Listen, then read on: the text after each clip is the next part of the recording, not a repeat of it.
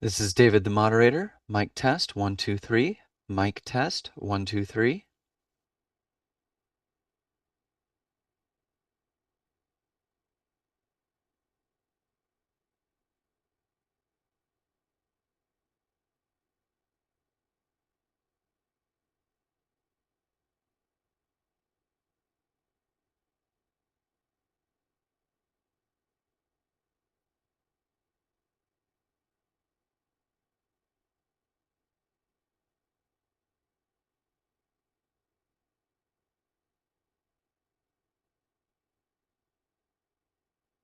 This meeting is being recorded.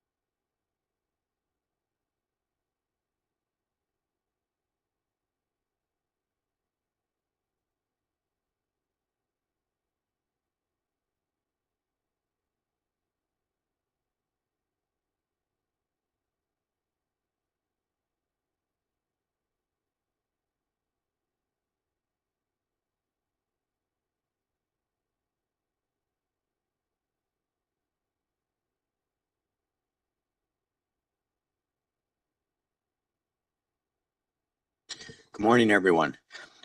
I'm Doug Aguilera, and this is the March 20th, 2025 Committee on Professional Conduct Committee meeting. The CBA has provided the opportunity to the public to participate via WebEx platform. When we take public comments, we will begin by taking public comment from those individuals attending the meeting at the Sacramento location. I will then ask the moderator to open up the lines for public comment. You will be allocated up to 5 minutes for public comment. Turn the meeting over, and now I will turn the meeting over to Ms. Reed to establish a quorum. Thank you. Doug Aguilera. Present. Nancy Corrigan. Nancy Corrigan, present. Carrie Ann Farrell Hines. Present. Christian Lotta. Tony Lynn. Yeah. Yin Tu. Here. And Evangeline Ward. Present. We have a quorum. Thank you. The CBA's mission is to protect consumers by ensuring only qualified licensees practice public accountancy in accordance with established professional standards. This mission is derived from the statutory requirement that protection of the public shall be the highest priority for the California Board of Accountancy in exercising its licensing, regulatory, and disciplinary functions. Whenever the protection of the public is inconsistent with other interests sought to be promoted, the protection of the public shall be paramount. Our first agenda item is number 1, public comments for items not on the agenda. Are there any public comments for items not on the agenda? Here in Sacramento? Seeing none. Moderator, can you open up the lines to see if there are any public comments for items not on the agenda?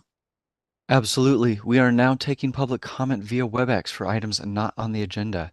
If you'd like to make a comment, please raise a hand by tapping that hand button at the bottom of the screen. Dial-in users, dial *3 to raise your hand. And for our mobile device users, you may need to hit the ellipses button, that's the ... and cycle through the 3 different pages in order to find your hand. We're going to take just a few seconds now to see if we have a request for public comment.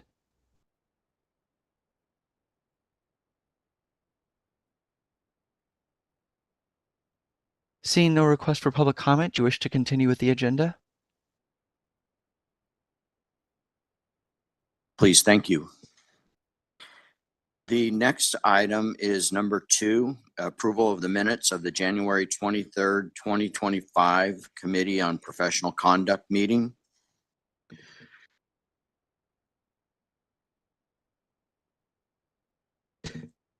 Get a motion to accept the minutes of the January 23rd, 2025 meeting.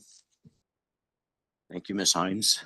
And a second. Seconded by Yen Tu. Thank you. Are there any comments?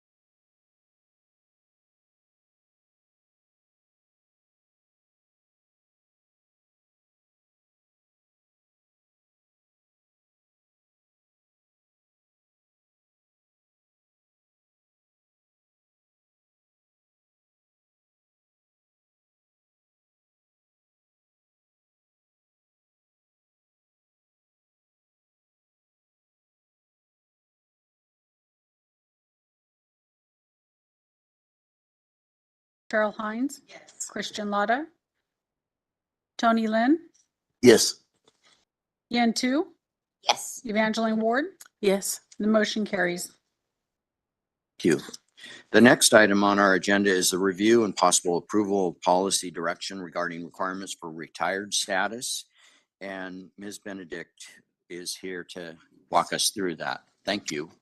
Thank you, Chair Aguilera. I am Sarah Benedict, and I am the manager of the License Renewal and Continuing Competency Unit. The purpose of this agenda item is to provide the CPC and CBA with an opportunity to discuss and possibly approve a policy change for incorporation into a future rulemaking package related to the CBA's retired status requirement. Business and Professions Code Section 5070.1 establishes a retired status for CPAs or PAs licensed with the CBA and directs the CBA to establish minimum qualifications to place a license in retired status. At its May 2011 meeting, the CBA discussed the minimum qualifications for the retired status. Staff recommended a minimum of 20 years of licensure as a CPA or PA with at least 5 years in an active status with the CBA. The CBA agreed with the staff recommendation, and those requirements are in regulation. A licensee in retired status does not have practice rights and does not need to pay a renewal fee to maintain the retired status. A person in retired status can convert to active by completing CE and paying a fee, but they can only go into retired status twice in their lifetime. Prior to the establishment of the retired status, licensees who left public accounting either continued to pay the renewal fee to renew inactive, or they allowed their license to go into delinquent status, ultimately canceling the license after 5 years of non-renewal. The retired status provides licensee with a status that accurately represents their current place in public accounting. Since the implementation of the retired status in 2014, staff has received frequent feedback from licensees requesting the CBA consider removing the 5 years of active status requirement.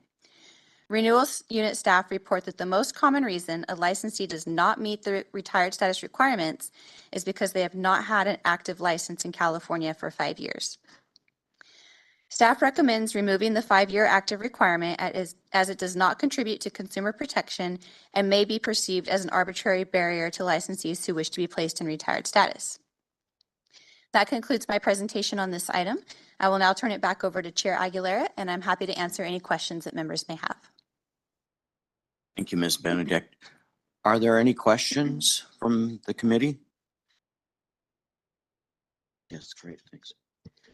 So I had a question about whether a California licensed accountant that is not living in California, but maybe is also licensed in another jurisdiction and practicing in another jurisdiction, would there be a situation where they might want to retire their California license, but keep their license in their other jurisdiction? Yes, they can do Okay. that. All right. Okay. So the retired status in California would mean that California is not paying attention to what's happening to them in their other jurisdiction. Is that right? Or could they be using their license from another jurisdiction to then represent clients in California with that retired license status? We do pay attention. They don't have to pay a renewal fee, but they do actually have to do a renewal form every year. So we're still asking them the conviction question. And then I think there's some reciprocity in the enforcement where they tell us if somebody gets, just say, sorry, I'm not, it's been a long time since I've been in enforcement, but I'm pretty sure we get notified if somebody Yeah. gets in trouble in another state. So we do kind of keep track of them. They could, in theory, use a license from another state under the practice privilege here in California. I don't know that that's happening.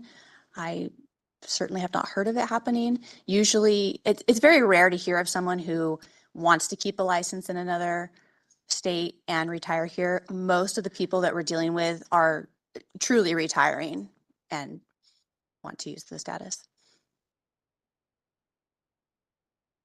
Thank you. And Ms. Benedict actually hit the part about the mobility. Yes, that can happen. And I think it's probably, I'm not saying it's frequent, but it's probably a more common occurrence in today's environment because a lot of people used to have 5, 6, 7, 8 licenses prior to mobility. So individuals don't want to try to keep 7 or 8, 9 licenses going. So they'll oftentimes now, if a state offers that retired status, move it into retired status and then continue to operate under their other license. They obviously can't do everything under mobility potentially, but the majority of stuff they might continue to be able to do.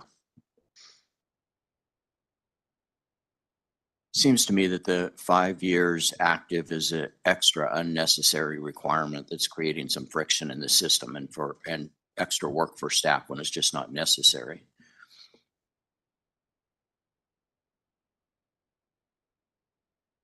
Would you like us to take a motion on this recommendation, or do you just want our verbal feedback? I think we're just looking for verbal feedback at this point. No, we're taking a motion? Okay. Okay. Can I get a motion to follow the recommendation that, which is to remove the 5-year active requirement for retired status for inclusion in future rulemaking, in a future rulemaking package? Thank you, Ms. Karen. Yes, I move that we adopt a staff recommendation. Thank you. Yes, Ms. Tu. I will make a second to that motion. Or any comments?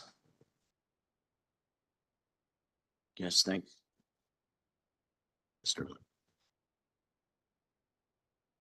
Mr. Lin, go ahead. Yes, I just want to show the support from the document presented. I would like to commend that the staff for their excellent job working in prepare the document. From the report highlighted that the most frequent issue when the licensee fail to meet the renewal requirement is not to meet the 5 years active status in California. This provides concrete evidence that the rule is a barrier for licensee. The recommendation from the staff to remove the requirement is supported by the argument that it doesn't contribute to the consumer protection. This makes sense because the purpose of the retirement status is generally to allow professionals who are no longer actively maintaining their credential without needing to fulfill continuing requirements that don't directly related to the consumer protection. The suggestion that the 5 years active status requirement could be perceived as an arbitrary barrier also seem valid. If the rule doesn't direct improve consumer protection to ensure competency, it could be seen as an unnecessary hurdle to the professional seeking retired status. What the chair, I will echo with the chair, what it is unnecessarily active for the 5 years. So I will This is my point of view to support the removing the 5 years retirement status. Yeah, thank you. Thank you, Mr. Lin. Are there any more comments from the committee? Are there any comments here in Sacramento? Seeing none, moderator, will you open up the lines for comment on this recommendation that we're adopting? We are open for public comment on the motion. If you'd like to make a comment, please raise a hand by tapping that hand button at the bottom of the screen. Dial-in users, dial *3 to raise your hand, and we will call on people in the order we have requests. We're going to take a few seconds now to see if we have a request for public comment.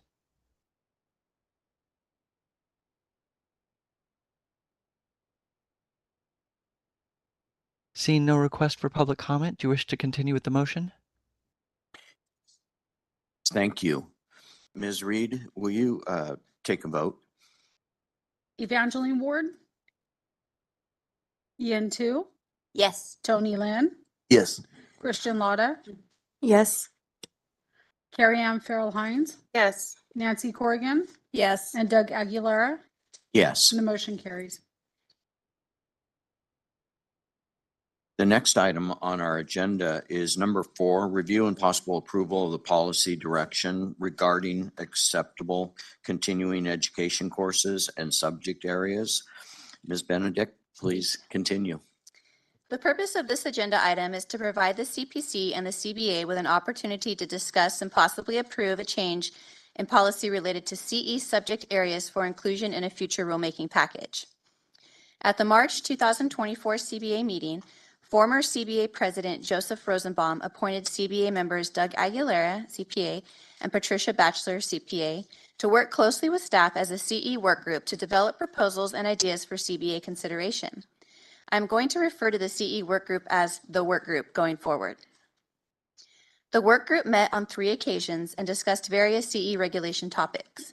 Each of the topics will be brought to the CBA for discussion, culminating in an agenda item for consideration to initiate a rulemaking.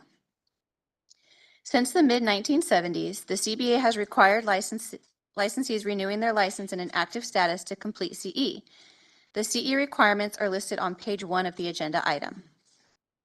Licensees may be subject to work-specific CE requirements depending on what type of work they performed in the 2 years prior to their renewal. For example, a licensee who performed accounting and auditing work, which is commonly referred to as A&A, must complete 24 hours of CE that focuses on A&A and 4 hours of fraud CE that is related to the prevention, detection, and/or reporting of fraud affecting financial statements. The full list of work-specific CE starts at the end of page 1 and continues on to page 2. The work-specific CE requirements focus on a specific area of risk to consumers. However, coupled with the ethics, regulatory review, and 2012 requirement, they create complexity in the CBA's CE requirements. California Code of Regulations Section 87 defines acceptable subject areas for the following CE requirements: technical, non-technical, ethics, governmental accounting, A&A, preparation engagements, and fraud. The work group discussed the various subject areas and recommended minimal changes, which I will go over in my presentation. I'm going to start with governmental auditing.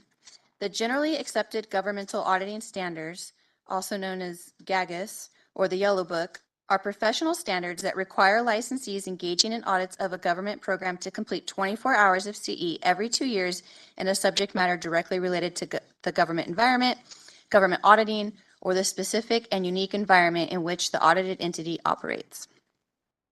GAGAS also requires an additional 56 hours in a subject matter that directly enhances auditors' professional expertise to conduct engagements. California licensees are required by law to abide by all professional standards. Staff researched other state boards of accountancy license renewal laws and regulations and found that only 2 other states, Florida and Oregon, require governmental auditing CE. The work group did not express a strong opinion on keeping or removing the governmental auditing CE requirement. However, staff are recommending that the CBA remove the requirement as it appears duplicative of the GAGAS requirement, apart from the fraud CE requirement. GAGAS does not require any fraud CE, while the CBA requires 4 hours of fraud CE for any licensee engaging in any kind of a test engagement, including governmental auditing. If the CBA removed the 24-hour governmental auditing CE requirement, licensees engaging in government audits would still be subject to the CBA's general ANA and fraud CE requirement. Governmental auditing courses satisfy the general AACE requirement, making the 4 hours of fraud the only additional CE that would be required by the CBA. Okay, I'm going to move on to non-technical. Licensees may satisfy the CE requirement by taking up to 40 hours of CE in non-technical subject matters, such as those listed on page 4. Non-technical CE must directly contribute to the professional competency of a licensee. Subjects that are not specifically work-related, such as personal growth or spirituality, are not acceptable as CE. The work group agreed with staff's recommendation to expand non-technical CE to include trainings commonly required in the workplace, such as sexual harassment and workplace violence prevention, stress management, and employee wellness, and to include world languages, as communicating with customers may directly contribute to professional competency. Please note that the item uses the phrase stress management, but staff are recommending replacing the phrase workplace stress management, replacing the phrase with workplace stress management to emphasize that connection to professional competence. Okay, the next topic is specialized industry knowledge. Current regulations use the term specialized industry as an example of technical CE subject, and industry accounting as an example of a subject that would count towards the ANA requirement. The workgroup discussed the subject area of industry accounting and how the term did not accurately convey the CE that a licensee may take. The workgroup recommended renaming industry accounting to specialized industry knowledge to provide clarity and to align with the NASBA field of study document. Staff recommend renaming the subject area of specialized industry, which is believed to be the same thing as industry accounting, to specialized industry knowledge for consistency. And the last policy change the CBA may wish to consider is regarding the fraud CE requirement. As I mentioned earlier, licensees who have engaged in a test work must complete 4 hours of fraud CE. In practice, the CBA will accept any excess fraud hours as ANA, although this is not stated in the CE regulations. For example, if a licensee had 6 hours of fraud CE, the CBA would allow the licensee to use 2 of those fraud hours as ANA instead of fraud. The workgroup agreed with staff that the regulation should state that excess fraud courses may be used as ANA. That concludes the recommended policy changes to the CE subject areas. In summary, the recommended changes are to remove the 24 hours of governmental auditing CE requirement, but continue to require licensees performing work under GAGAS to complete 4 hours of fraud CE. Amend the non-technical CE subject area to allow sexual harassment and workplace violence training, workplace stress management, employee wellness, and world languages to count towards non-technical CE. Rename the specialized industry and accounting industry subject areas to specialized industry knowledge, and allow excess fraud hours to count towards the ANA CE requirement. And that concludes my presentation. I will now turn it back over to Chair Aguilera, and I'm happy to answer any member questions. Thank you, Ms. Benedict. Quite a big bite here all at once, but very, very, very efficient. And again, this is for a rulemaking package in the future. It shows that you and the team are very proactive and looking for ways to make the process simpler for the licensees, and I know that's appreciated. Yeah. So I'm just going to summarize a little bit here that there's a duplicative government auditing CE required if you're doing a government audit or a yellow book audit, and it's already a requirement to have sufficient training under a different organization's requirements. Is that right? Professional standards. Correct. And so if we just lean on our requirement that licensees follow professional standards, then it's covered. So we don't also have to have it in our list of required CE. Correct. So that's duplicative. And then by opening up the non-technical subjects that are available for CE by allowing sexual harassment and workplace violence prevention and stress management, employee wellness, and the other and world languages, which I like, then it becomes maybe a little bit easier for the licensees to complete their non-technical hours. And in a way, it helps us to guide them towards what we'd like them to be focused on.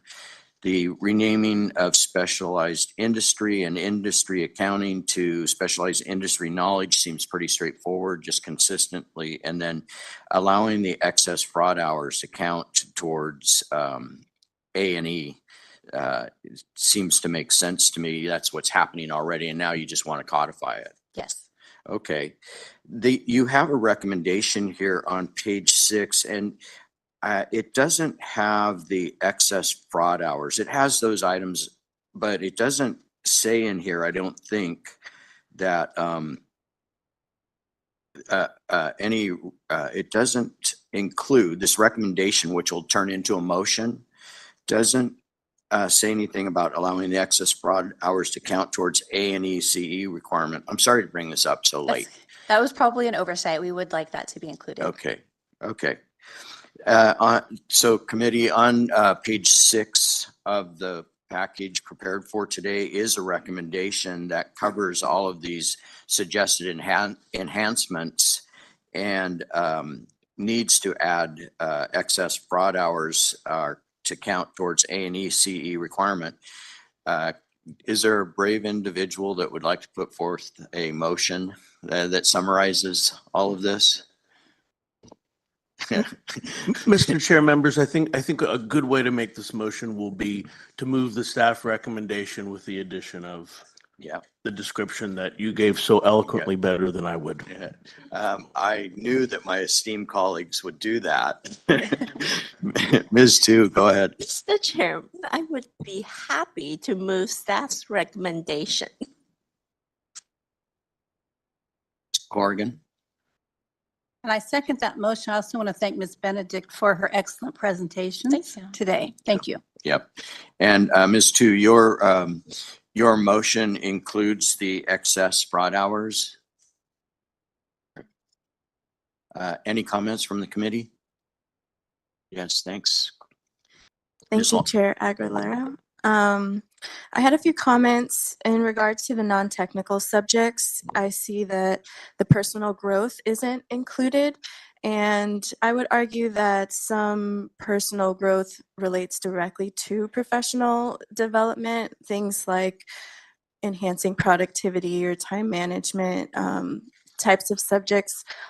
Are those already included in the other non-technical areas listed? I didn't see like an explicit link to that, so I was just curious. They are not. And the guideline, the CE regulations are examples of things. Mm-hmm. So when staff are reviewing renewal applications, we are looking at courses on an individual basis. So if someone were to claim a course such as time management in the workplace or personal growth as an employee or something that was like specifically related to work, then we would accept that, even if it's not specifically listed in the regulations. What we're trying to get away from is like things that just make you a better person in life, but don't necessarily correspond to working in like the professional environment. And I had some additional comments. Thank you. Also for GAGA's requirement, their standard is the 24 hours, so we would just be removing an additional 24 hours on top of that. Is that correct? They don't need to take an additional 24 hours. They are already taking the 24 hours for GAGAS, and they're probably just reporting the CE that they're taking for GAGAS on their renewal application. So we're just removing that from our requirements so that staff don't necessarily need to monitor that because it's already being required as a professional standard. Okay, thank you. Are any other comments from the committee? Are there any public comments here in Sacramento?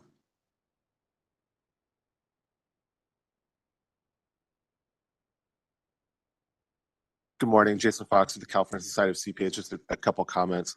No issues on the broadening of the non-technical components. That certainly aligns with how we've approached our view of continuing education and a well-rounded professional. So I think that's okay.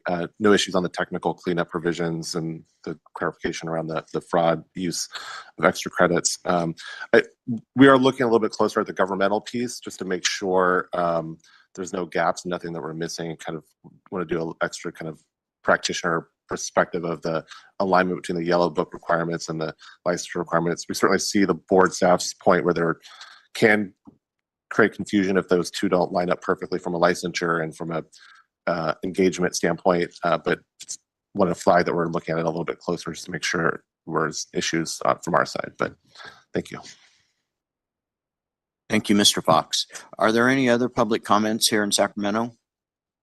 Seeing none, moderator, will you open up the lines for public comment on this item? There are no members of the public online. Thank you. Ms. Reed, can you help us with the vote? Greg Aguilera, Yes. Nancy Corrigan, Yes. Carrie Ann Farrell Hines. Yes. Christian Lotta, Yes. Tony Lynn, Yes. Yen Tu, Yes. and Evangeline Ward. Yes. The motion carries. Thank you.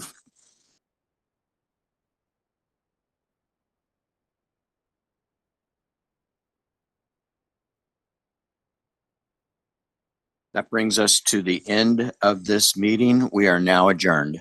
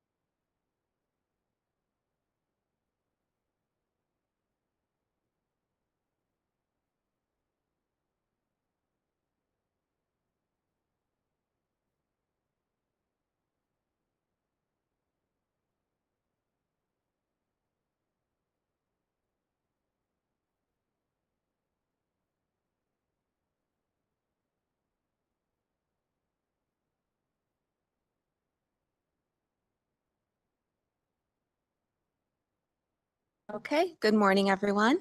It's March 20th, 2025, and we are going to begin the Legislative Committee meeting. My name is Teresa Thompson, and I am Chair of the committee. I would like to welcome new member Bruce Rafel, who is appointed to the Legislative Committee. There will be a more formal introduction by President Tu when the CBA meeting begins, but we are happy to have you on this committee. Welcome. The CBA has provided the opportunity for the public to participate via the WebEx platform. When we take public comments, we will begin by taking public comments from those individuals attending the meeting here in the Sacramento location. I will then ask the moderator to open up the lines for public comment. You will be allotted up to 5 minutes for public comment. I'd like to turn it over to Ms. Reed to establish a quorum. Patricia Batchelor. Here. Nancy Dong. Here. Carrie Ann Farrell Hines. Bruce Rafel. Here. Joseph Rosenbaum. Here. Teresa Thompson. Here. And Evangeline Ward. Here. We have a quorum. Thank you, Ms. Reed. The CBA's mission is to protect consumers by ensuring only qualified licensees practice public accountancy in accordance with established professional standards. This mission is derived from the statutory requirement that protection of the public shall be the highest priority for the California Board of Accountancy in exercising its licensing, regulatory, and disciplinary functions.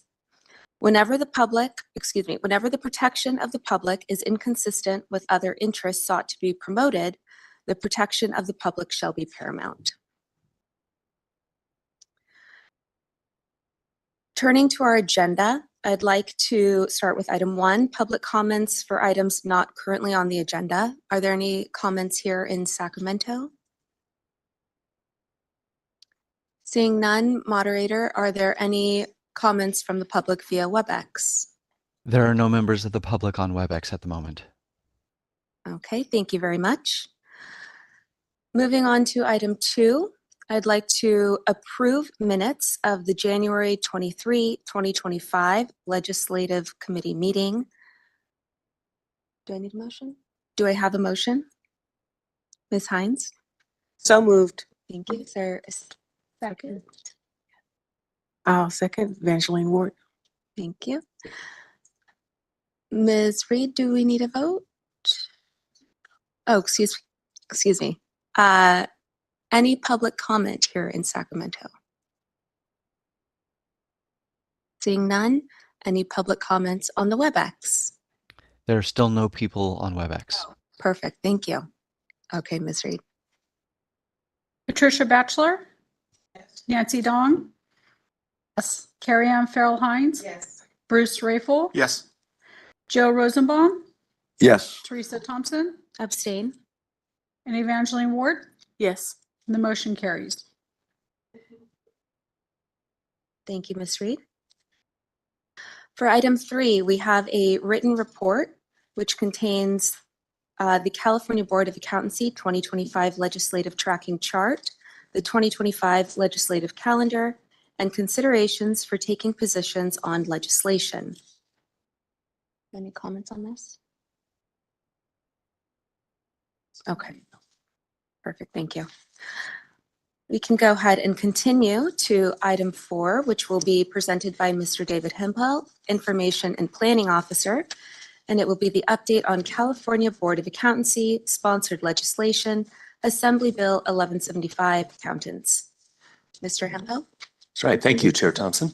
Good morning, members. I am David Hempel, Information and Planning Officer with the CBA. I will be presenting 2 items to you this morning. We'll start off with an update on Assembly Bill 1175, which is the CBA's sponsored legislation. It was authored by Assembly Member Jackie Irwin and was officially introduced on February 21st. It includes language previously approved by the CBA to provide a simplified, clear, and flexible set of licensure requirements to practice accountancy in California. It would also revise the practice privilege and mobility provisions, enabling greater flexibility for out-of-state licensees to practice in this state, while increasing the safeguards to protect California consumers.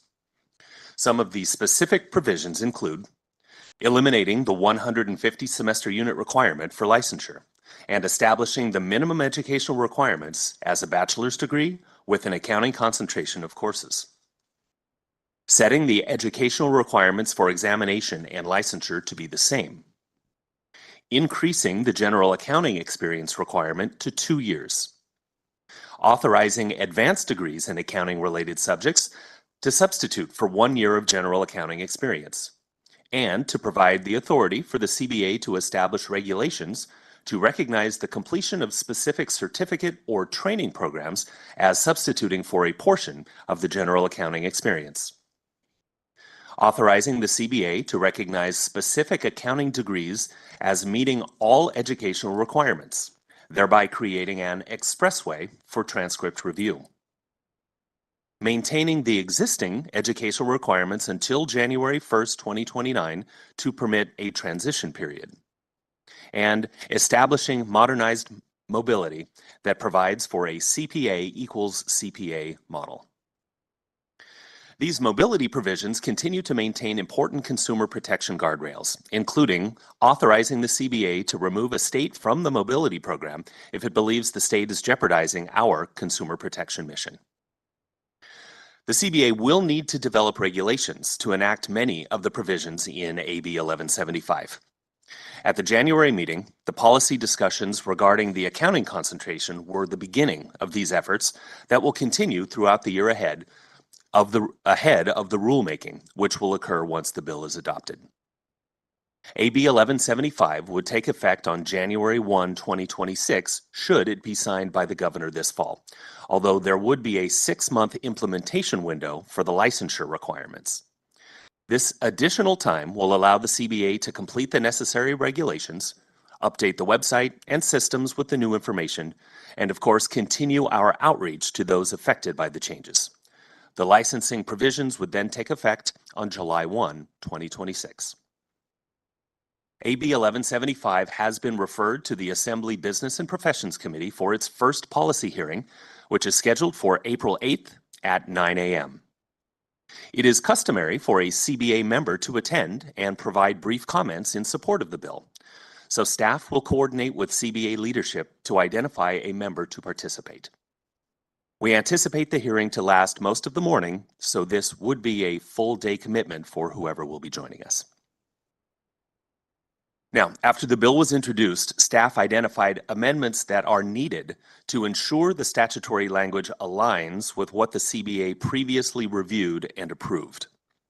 These include changing the numbering and alignments of portions of Business and Professions Code Section 5093.2, updating references from person to individual, and clarifying some of the terminology on the degrees.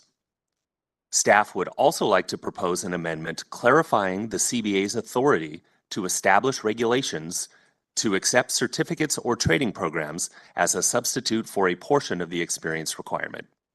It will also stipulate that the applicant could not use both an advanced degree and a certificate or training program to count towards the 2 years of experience. Staff recommends the LC make a motion to authorize the executive officer to work with President 2 and the author's office to propose these amendments to AB 1175. I will now turn it back to Chair Thompson for questions, comments, and a possible motion. Thank you, Mr. Hemphill. I'd like to open it up for questions or comments. Mr. Rosenbaum? So question on the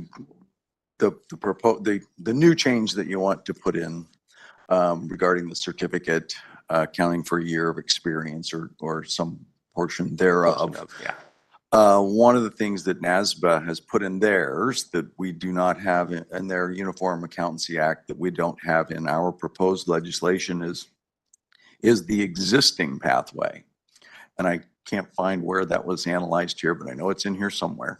But is the thought this update to sort of recognize that does make sense?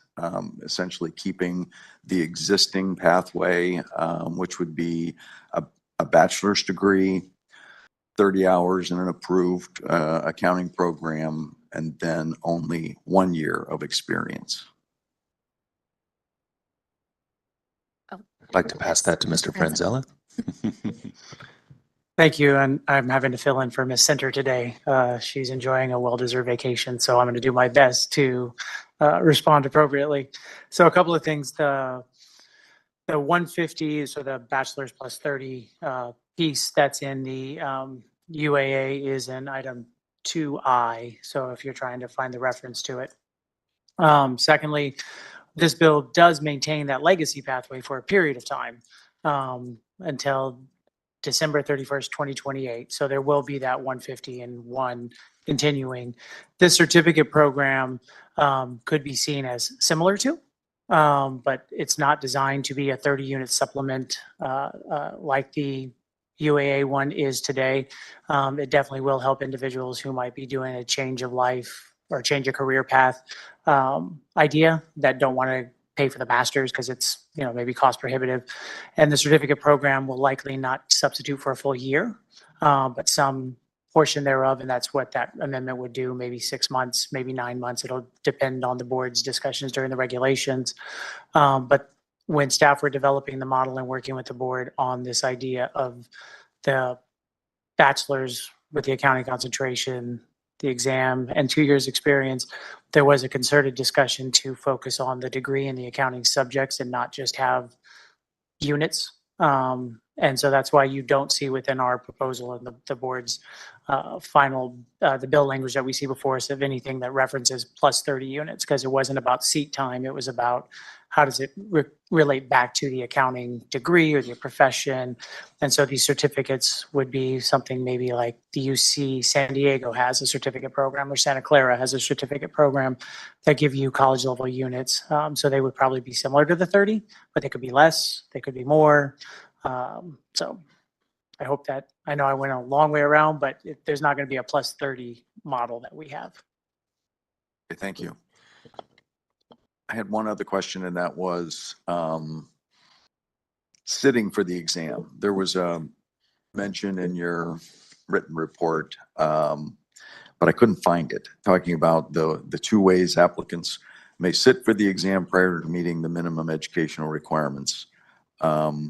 Is that both for the exam and that's not for the licensure, but is that still in there, the sitting for the exam early?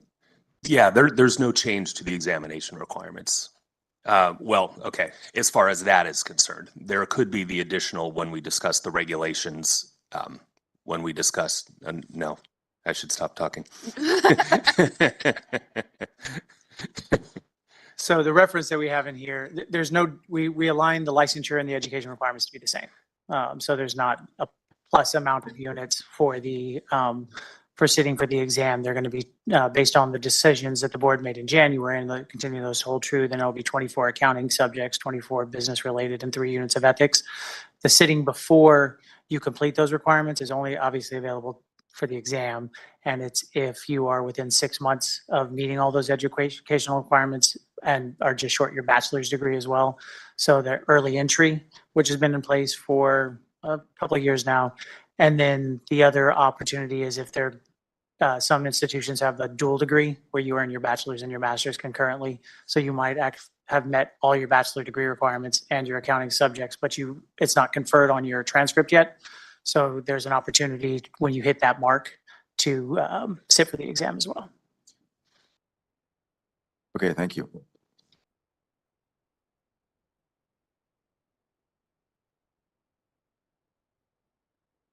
Yes.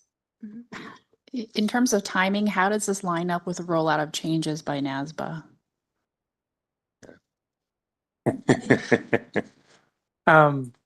Do you mean the UAA model that they're, I don't know what their anticipation is. They have a 60-day comment period on the exposure draft that you have in your materials today. And then that'll go back to NASBA to evaluate, and the AICPA to evaluate any comments and go through their process. I don't see some delayed effective date. So presumably when they approve them for insertion into the UAA, they would ostensibly take effect. So theirs would likely take effect under, well, again, mindful the UAA has no force or effect, but they would go into the UAA upon their adoption. So likely be done before anything that we're doing and completing. Thank you. Okay, if there are no additional comments or questions, just a reminder, the recommendation is that the CBA make a motion to authorize the executive officer to work with President 2 and the author's office to propose amendments to AB 1175 consistent with those identified in this analysis. Does anyone care to? I will so move. Thank you, Mr. Rosemont. Seconded by Mr. Rafel. Second. Thank you. Are there any public comments on item 4 here in Sacramento?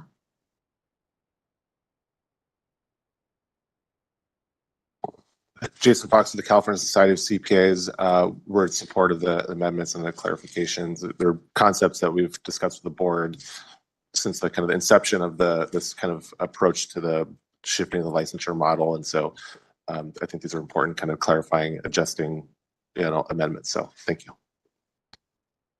Thank you, Mr. Fox. I don't believe we have anyone on the WebEx. So Ms. Reed, can you take a vote?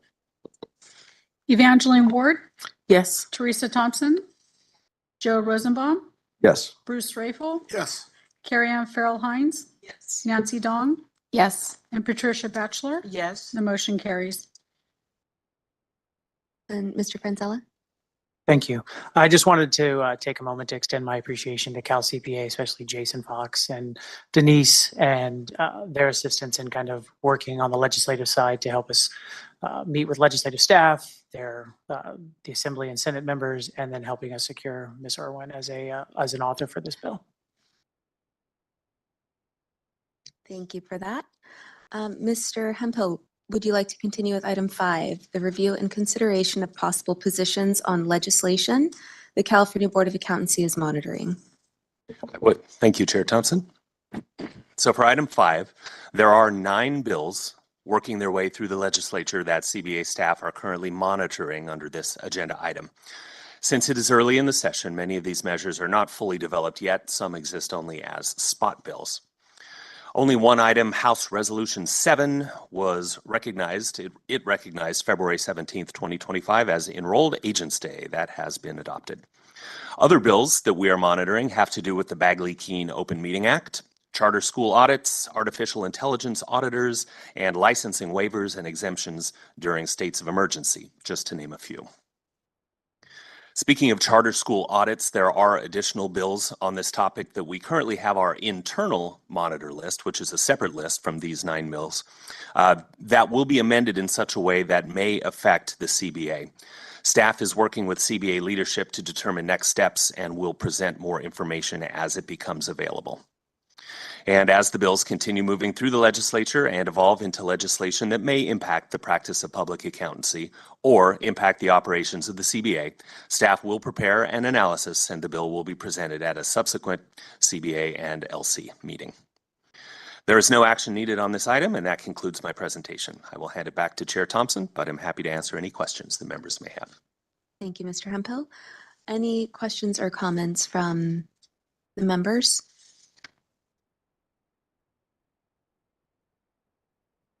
Mr. Hemphill, I have just a general question for you on the procedures of tracking.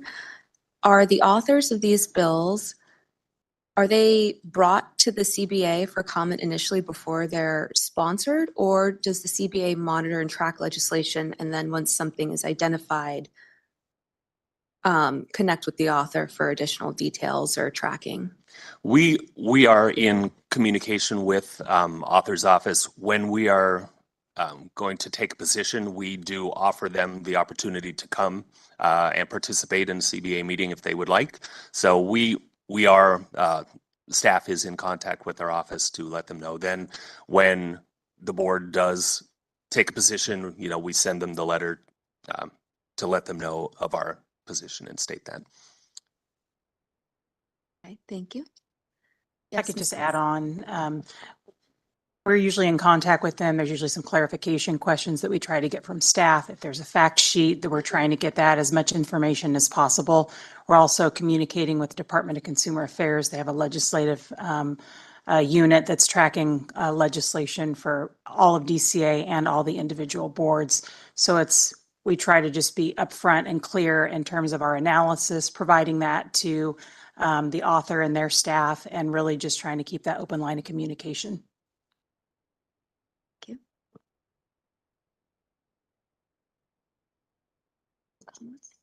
Okay. I will go ahead and open it up to public comments here in Sacramento. Mr. Fox, when you're ready. Morning. It's been a busy morning. Jason Fox with the California Society of CPAs. Just a couple of general comments as the board looks at legislation, and certainly where the first wave bills have been introduced, there's going to be amendments, there's going to be a lot more that the board would look at.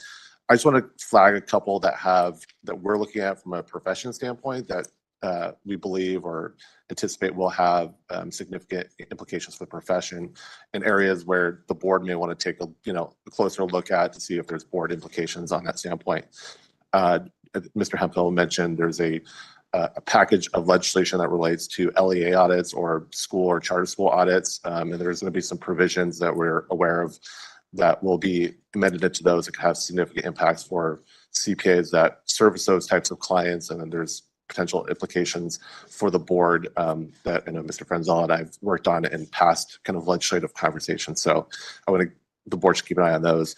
The AI audit provisions, there's a lot of AI stuff out there. There's going to be more. There's a package of bills that do include references for AI audits.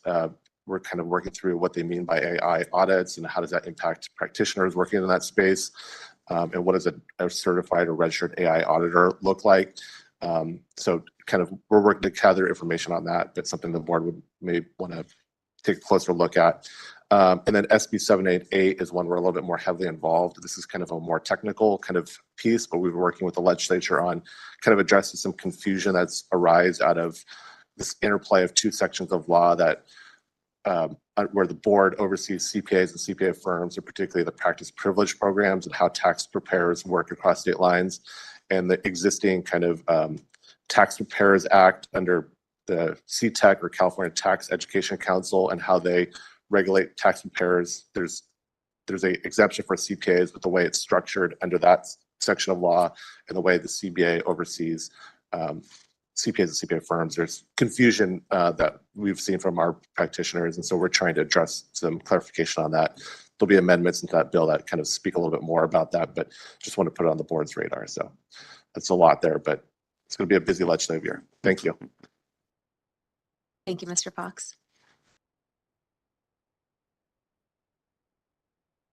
Okay, as there are no additional public comments and no one on the WebEx, I believe we can conclude our legislative committee meeting. Thank you.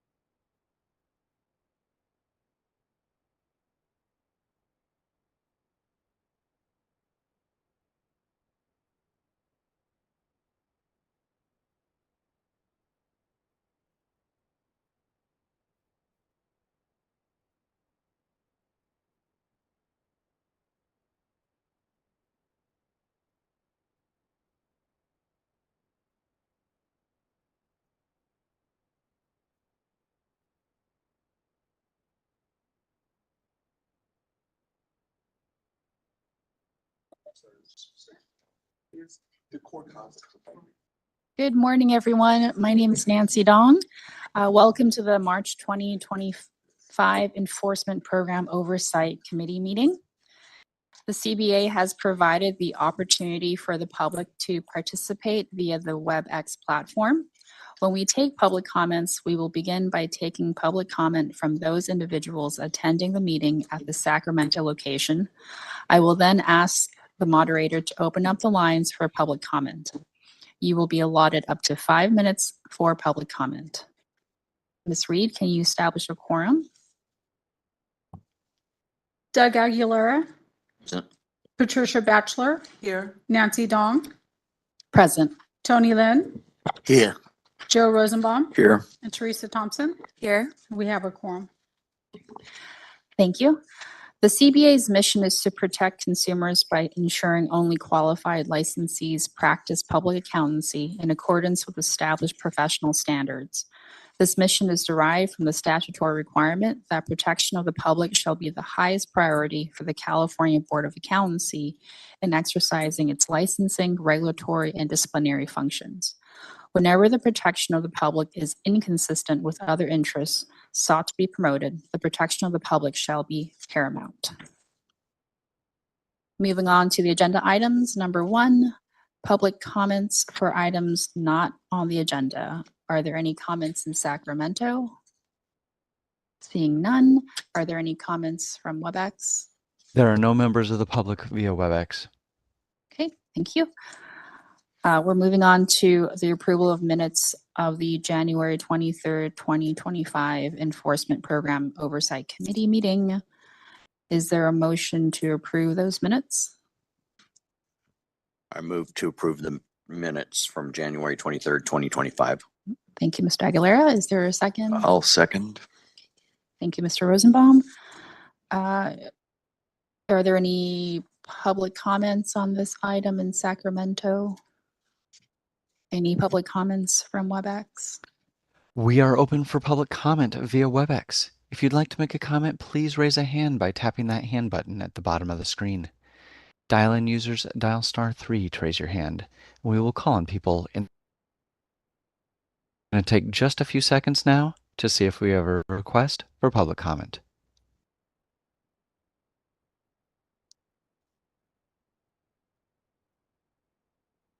Seeing no request for public comment, you wish to continue with the agenda? Yes, please. Thank you. Ms. Reed? Doug Aguilera. Yes. Patricia Batchelor. Abstain. Nancy Dong. Yes. Tony Lynn. Yes. Joe Rosenbaum. Yes. And Teresa Thompson. Abstain. The motion carries. Thank you. Now moving on to the last item on our agenda, we have an informational overview regarding supervised practice for probationers. Should I turn it over to you guys? Okay. Good morning. My name is Malcolm Mitchell, and I'm the Enforcement Manager for the Intake and Probation Monitoring Unit. The purpose of this agenda item is to provide members with an overview how supervised practice is used as a term of condition of probation. There is no action needed for this item. Over the past year, the CBA has seen an increase in their probationary cases, including supervised practice as a term of probation. Specifically, this increase has occurred when a license is granted through a petition for reinstatement. Considering the increased use, staff believe it is important to review this term with the CBA to ensure a clear understanding of its implementation and to review considerations members should make when determining whether this term is appropriate. Supervised practice is an optional condition of probation that may be included in stipulated settlements, proposed decisions, or when a petition for reinstatement is granted. This condition is an effective tool when a licensee is allowed to perform the types of services that resulted in discipline, and it has been increasingly used for individuals placed on probation following reinstatement of their license. When this condition is included in an order, probationers must submit a plan of practice within 30 days of the probation start date. For reference, the plan can be found as Attachment 1. The plan outlines the licensee's practice areas and identifies a proposed practice monitor who is a qualified CPA responsible for evaluating their work and submitting quarterly reports to the CBA.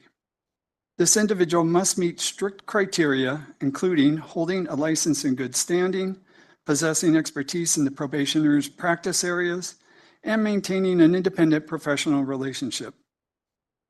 This plan must be approved by the CBA. If the plan is not approved, the probationer must resubmit a revised plan. Since this item was mailed to members, staff have received several suggestions to improve the plan of practice, and these include the following.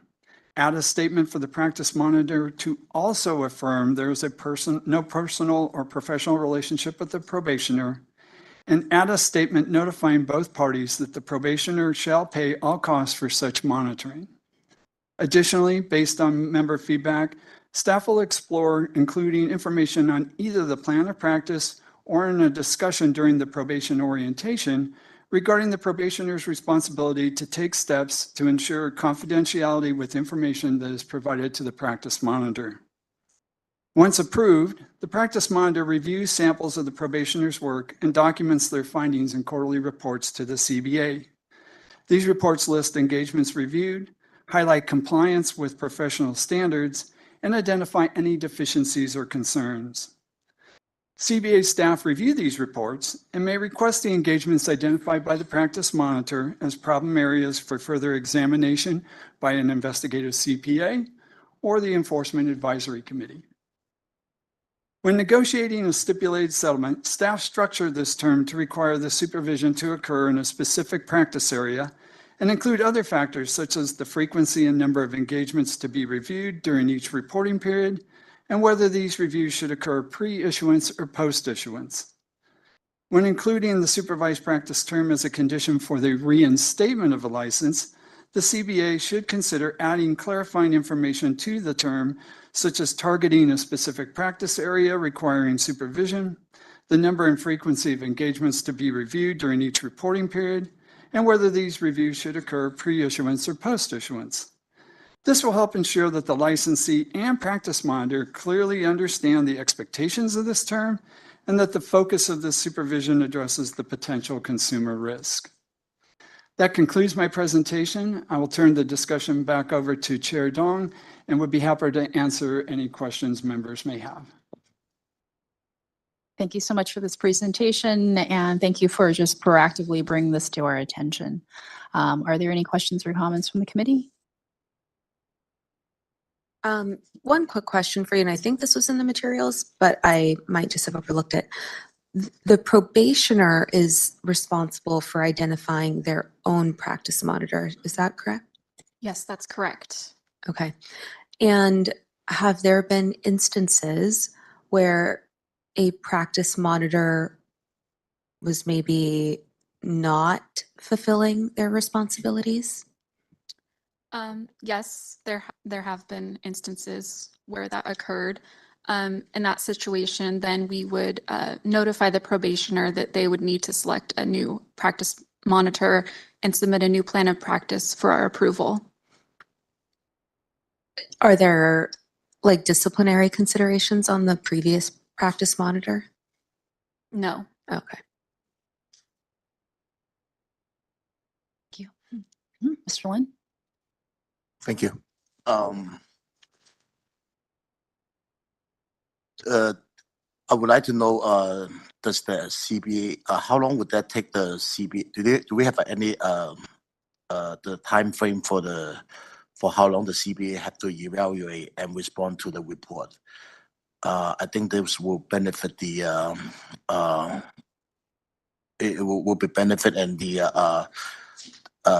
and that will establish the sense of the urgency and ensure the process moving forward. So I would like to know if there is any deadline, a time frame for the CBA to review and evaluate the report. Thank you. Yeah. Mr. Lynn, are you referring to the plan of practice proposal that they submit to probation? Yes. Okay. Yes. Yeah. Yes. Because they have a timeline accurate for the. Certainly. Thank you. Yeah. Yeah. Thank you. Yeah. We do review that as the probation monitor reviews that and discusses that with management as soon as it is submitted by the probationer.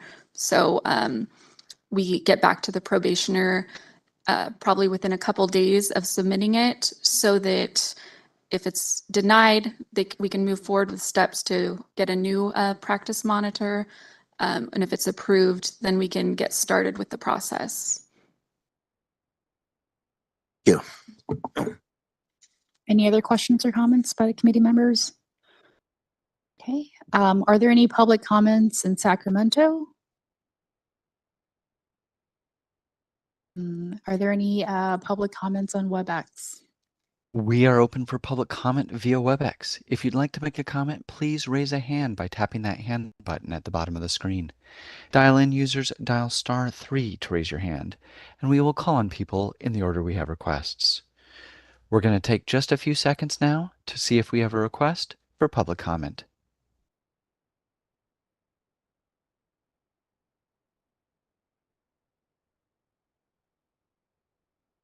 Seeing no request for public comment, do you wish to continue with the agenda? Thank you.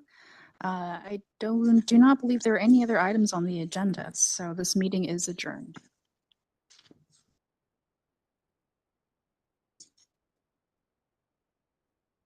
Dominic, you want to make an announcement about our break? Sorry. 25 minutes? 10, okay, 10:25. Well,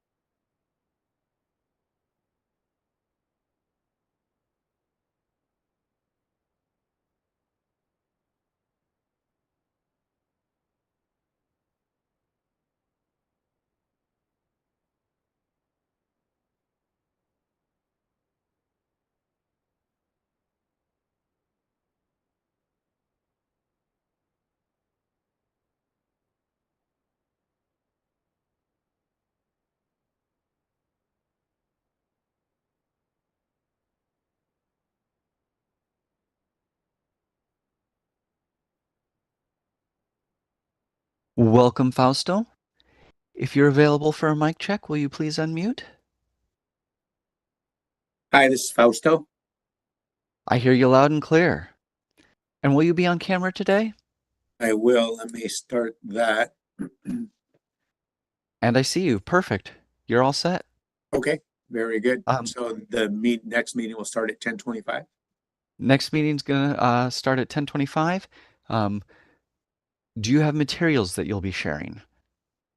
I do. Well, I think they've been included in the agenda packet, so I'm not going to be sharing myself any materials. Okay.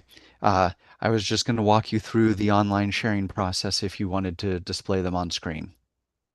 Okay, I don't think I'm going to do that. Not a problem. It's a lengthy report that's been included in the package. And I believe somebody from the staff is there in person if there are questions. I think Sarah would be available, but I don't think that we need to present.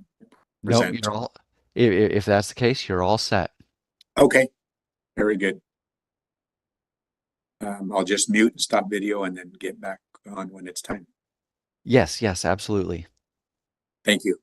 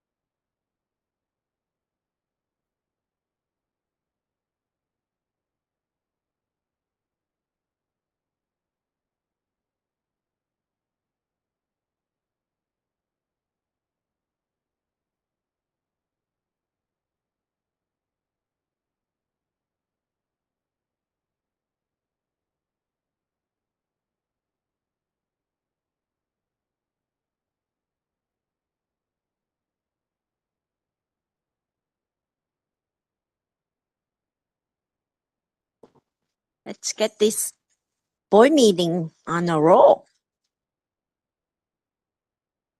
Good morning, everybody. Again, my name is Yen Tu, and I am pleased to be here and have a board meeting, full board meeting started right now. Welcome to our January 23rd. No, today's not January 23rd. Today is March 2025 CBA board meeting. And where's Bruce? There you are. Welcome, but I'm going to introduce you in a few more seconds, but keep that in mind. Keep that smile going. The CBAs provide the opportunity for the public to participate via WebEx platform. When we make public comment, we will begin by taking public comment for those who are in attendance of the meeting in Sacramento location first. I would then ask the moderator to open up to the WebEx public comment online. You'll be allotted up to 5 minutes for public comment. Ms. Reed, could you call the roll, please? Doug Aguilera, Present. Patricia Batchelor, Here. Nancy Corrigan, Nancy Corrigan, present. Nancy Dong, Present. Carrie Ann Farrell Hines, Present. Christian Lotta, Present. Tony Lynn, Present. Bruce Rayful, Here. Joe Rosenbaum, Here. Teresa Thompson, Here. Yen Tu, and Evangeline Ward. Here. We have a quorum. Thank you. Now I would like to read the mission statement for the record. The CBA's mission is to protect consumer by ensuring only qualified licensor practice public accountancy in accordance with the established professional standards. This mission is derived from the statutory requirement that the protection of the public shall be the highest priority of the California Board of Accountancy in exercising its licensing, regulatory, and disciplinary functions. Whenever the protection of the public is inconsistent with other interests sought to be promoted, the protection of the public shall be paramount. All right, now we go to our agenda item. Public comment for item not on the agenda. Anybody from our board first? Anybody from the Sacramento location? Seeing none. Moving on to WebEx. Do we have anybody from WebEx There are participating? no members of the public via WebEx. Okay, so from now on, I'm going to stop asking for WebEx unless our moderator let me know that there is public participation. Thank you for that. All right, next item on the agenda is number 2, report from the president. That will be me. Now we're going to have a chance to welcome Mr. Bruce Rayful. Mr. Rayful is appointed by the Senate Rules Committee on January 29th. Mr. Rayful is a certified real estate appraiser based in Marin County and has been in business for 33 years. He was elected to the San Rafael School Board in 1991 and 1995 and served a year as the chair of the Marin County School Board Association. Mr. Rayful was elected to the Marin County Democratic Central Committee in 2024 and has been a member of the Democratic State Central Committee since 2013. He also served 3 terms on the Marin County Park and Open Space Commission and a term on the San Francisco Juvenile Delinquency Prevention Commission. Mr. Rayful and his wife has 2 sons and 4 fabulous grandchildren. Please join me in welcoming Mr. Bruce Rayful to the California Board of Accountancy. Welcome. Would you have an opportunity to say a few words if you like? No, you read it exactly as I wrote it. Very well done. Thank you. It's a pleasure to be here. How many girls and how many boys of your Three grandchildren? girls live in Nevada, who I see frequently, and I have a grandson in the state of Maryland. who Nice. see a lot, so I'm just looking forward to participating and lending a public a voice and view on with this board. I'm very excited about being here.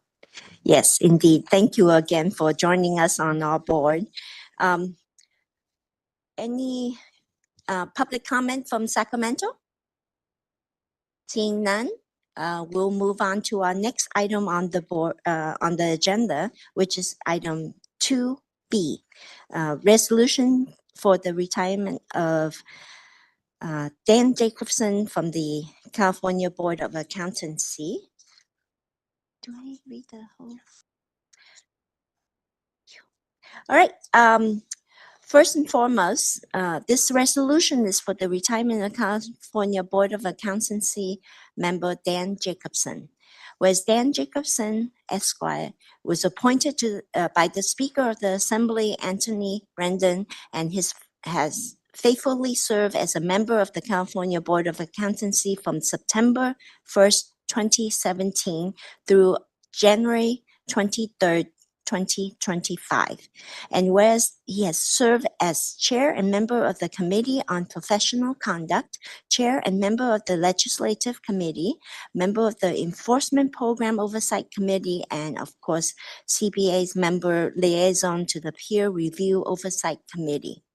And whereas he has served on the Board of Governors of the California Insurance Guarantee Association, as a temporary judge for the Orange County Superior Court, Mr. Jacobson was an adjunct professor at the Law of Pacific West College of Law, the author of numerous scholarly articles, an expert witness consultant in the field of property casualty insurance, and previously served as chair of the Democratic Foundation of Orange County. And whereas Dan Jacobson has practiced litigation law in California since 1988, and whereas throughout his term of service, at all time, Dan Jacobson gave fully of himself and his ideas and act thoughtfully and consciously, although always with the public interest and welfare in mind.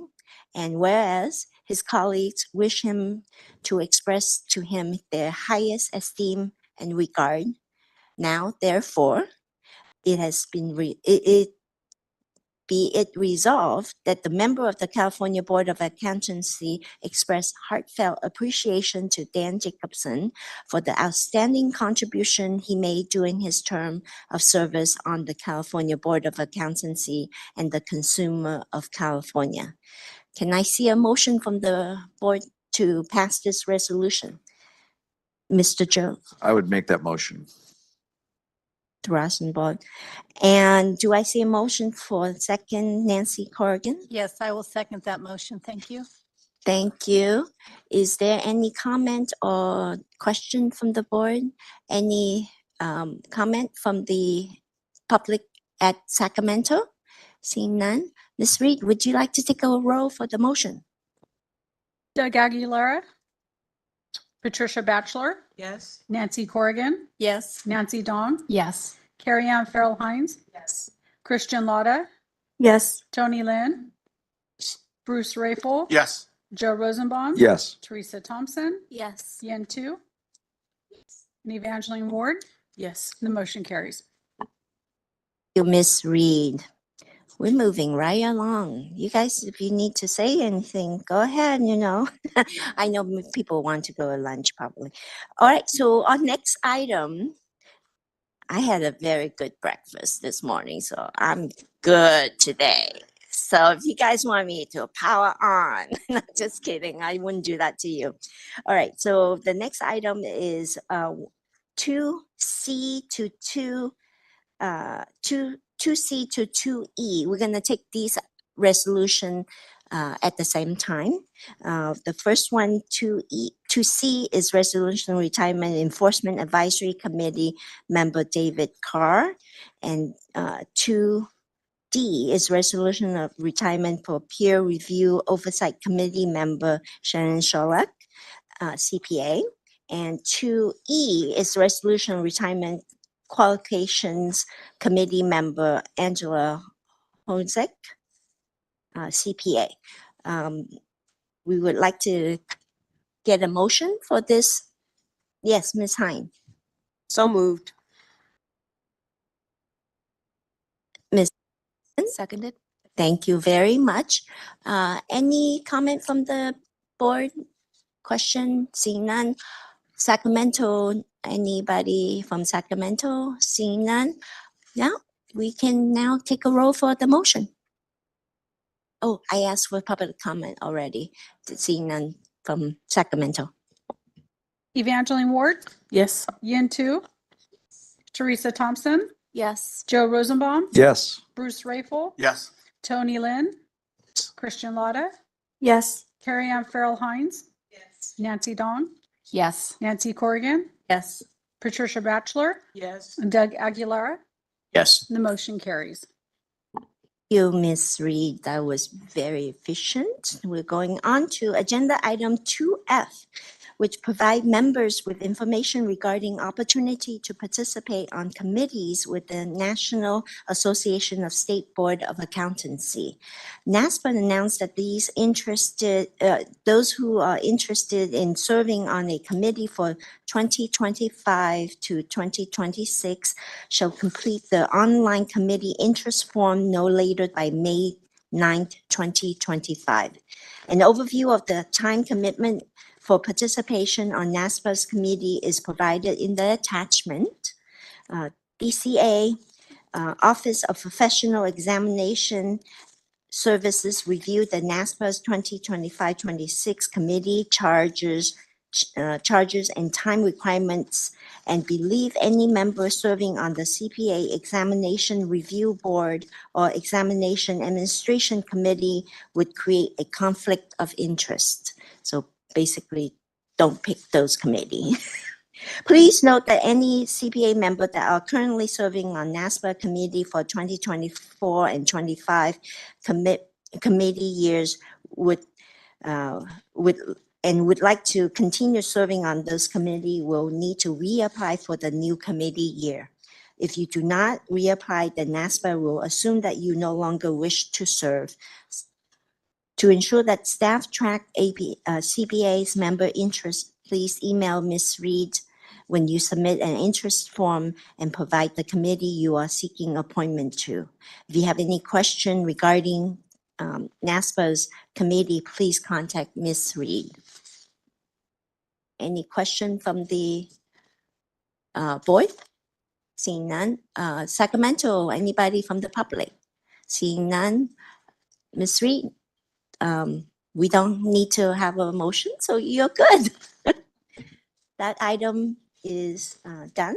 All right, moving on to our next item, 2H, discussion and approval of the California Board of Accountancy Strategic Plan. Ms. Pierce, I'm sorry. 2G. Ms. Reed, I see I was way ahead of myself. You didn't, yeah. Well, if we keep having one-day meeting, I think everybody will vote next one for yes. All right. 2G, Ms. Reed will talk about the proposed 2026 meeting dates. This item provides members with a list of the proposed 2026 CBA meeting dates. CBA staff have selected the dates to avoid major and religious holidays. Staff have also selected dates to try and avoid spring and fall breaks for colleges and universities to increase outreach options in conjunction with CBA meetings. The CBA may choose to make a motion to adopt or modify the proposed meeting dates. And at this time, I would like to turn it back over to President Tu to request a motion. Excellent. Thank you, Ms. Reed. Anybody have a question? Motion, Ms. Latta? I move to adopt the proposed 2026 CBA meeting dates. All right. Do I see a Ms. Thompson? Not Ms. Thompson, Bachelor. Yeah, thank you for the second. Any other discussion? Seeing none. Anybody from the public in Sacramento location? Seeing none. Ms. Reed, can you call the roll? All right, Doug Aguilera. Patricia Batchelor. Yes. Nancy Corrigan. Yes. Nancy Dong. Yes. Carrie Ann Farrell Hines. Christian Lotta. Yes. Tony Lynn. Yes. Bruce Rayful. Yes. Joe Rosenbaum. Yes. Teresa Thompson. Yes. Yin Tu. And Evangeline Ward. Yes. And the motion carries. Thank you, Ms. Reed. Now we have the dates. All right, now we go back to the item 2H. Ms. Pierce will talk about the California Board of Accountancy Strategic Plan. Perfect. Thank you so much. As members may recall, the CBA held its strategic planning workshop at the November meeting. During the workshop, members provided feedback on priorities and discussed possible objectives for inclusion in the new strategic plan. Following that meeting, staff used the information shared by members to develop objectives, which are now reflected in the draft plan before you. CBA leadership had an opportunity to review the draft, and their feedback was they believe they thought it was reflective of the discussion and ideas shared during the workshop. I'd like to provide an overview of the draft plan, and with President Tu's approval, I'll take a brief pause after each section and ask if members have questions or edits or feedback, and then the motion at the very end of my presentation. So starting on page 5, there were no suggested changes to the mission or vision statements. However, there was a recommendation on the values. On the transparency value, the phrase, "and be receptive to new ideas," was removed and added to the initiative value, which now reads, "The CBA will encourage creatively looking at problems and processes, actively seeking solutions and improvements, and being receptive to new ideas." On the diversity, equity, and inclusion value, the wording "that benefit its operations to meet its consumer protection mission" was removed, and the value now reads, "The CBA supports and encourages a variety of perspectives, backgrounds, and experiences." Are there any comments or feedback regarding these proposed changes? Yes, Ms. Hine. Can you just, I'm sorry, go back, like point us back to the section? Are you looking at the portion that's the draft?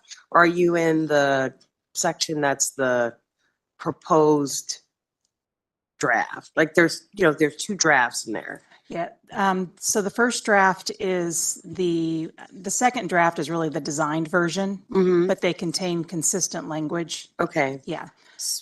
So just point back to where you did the comments that you just made. Sure. Page 5.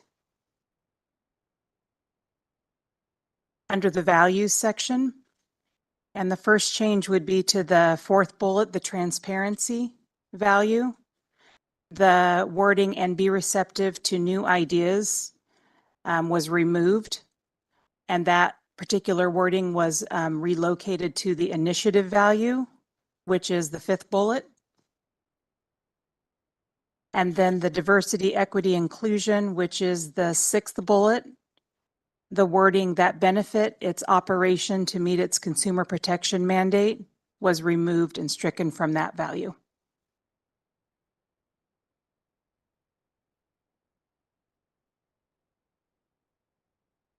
Okay. I will move on then. Okay. Please. So enforcement on page 6. There were no changes to the goal definition. The objectives added to this goal focus on addressing unlicensed practice, expanding the use of the Enforcement Advisory Committee, and working to reduce recurring violations. Are there any comments regarding the objectives under the enforcement goal? Yes, Ms. Hine. I had a question that really relates more so to all of the goals. How is the prioritization of the goals determined, like the order? Was it, and I have to, apologize because I wasn't in the strategic planning discussion, so I don't have the benefit of having experienced it in, real time. But is the list a prioritized list, or is it, like, how is it determined that the goals would be numbered in the order that they were numbered?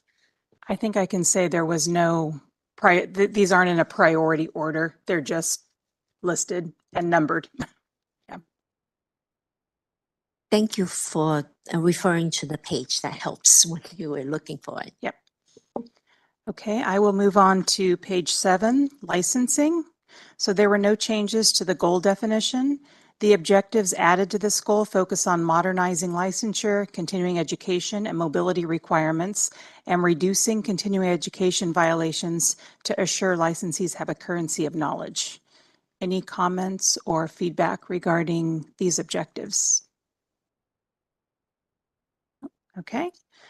Moving on to page 8, which is customer service. There were no changes to the goal definition. The objectives added to this goal focus on enhancing the CBA's website, assessing customer satisfaction tools, implementing targeted messaging strategies to increase stakeholder feedback, and leaning on information technology to explore new ways to provide support to stakeholders. Are there any comments or feedback regarding the objectives under this goal? Okay. I will move on to page 9, the outreach goal. So the goal definition was changed for outreach. It was modernized to be more reflective of the outreach initiatives of the CBA. The primary change was to add "and educate the public" to the definition. So it now reads, provide outreach to a wide audience, grow audience diversity, increase consumer protection, and educate the public. The objectives added to this goal focus on a variety of initiatives, from expanding the public's awareness of the role of CPAs, increasing outreach efforts for underrepresented communities, expanding translation services for CBA resources, and implementing focused outreach to licensees and applicants. Are there any comments regarding the new definition or the objectives under the outreach goal? I just have one question on the very last one, the 4.8. Can you, what is that? So I can give you an example of this. For one of the examples we have is sending a communication to licensees as a reminder for their continuing education. So right now we have a lot of, there's licensees who aren't aware or maybe forget about the 2012 requirement, where you have to have a minimum number of hours in each year of your renewal cycle. So the point in time concept is where we would be sending a communication to those licensees during the first year of their renewal cycle, letting them know that you need to complete the 2012 in each year so they have time to do it. So that's just one example of a concept that we have for that. Thank you. That's helpful. So the definition of this goal was confusing to me because when I read the definition of it, I got one impression of the audience, but then when I read the definitions, I realized that the audience is intended to be much broader. Because, when I read the first goal, it sounds like the outreach is to non-licensees, to the public, but then it sounds like it really is to include licensees as well and professionals. So it feels like that definition should be edited, and I don't need to wordsmith it, but it seems like it needs to be edited so that it reflects that the audience includes consumers, licensees, other professionals, so that the audience is defined. If you want to make a comment, go ahead and do so, but I would like to say something too afterwards. I'll defer to the board to discuss. Yeah, I'm wondering though, Ms. Hine, or what you're asking, because it sort of encompasses in the word wide audience. So do you want it more defined, maybe? Yeah. I think that audience should be defined, because when I read it, especially with it ending with the phrase educate the public, to me, it is a goal that is focusing on our responsibility to protect the public, which is fine. But then when I read the objectives, it's both our responsibilities to regulate the industry and also to protect the public. And so the definition to me, especially with it ending in educate the public, to me, it sounds like the audience really is outward and not, inward. It's not internal, encompassing of us. So I just think it's concise.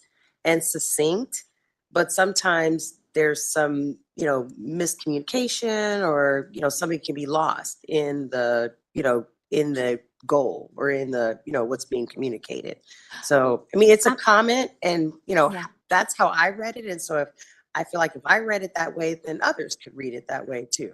I'm wondering, is there a reason why we don't use the category, the goal as public outreach? Because that would sort of cover what Ms. Hine is talking about. Is there a reason why we just say outreach? Well, I think, and I guess in my mind, outreach is more encompassing. It goes beyond the public because we're talking about applicants where, I mean, I guess you could make an argument that Licensors. applicants are the public, but Right. I think in our mind, the public is the consumer.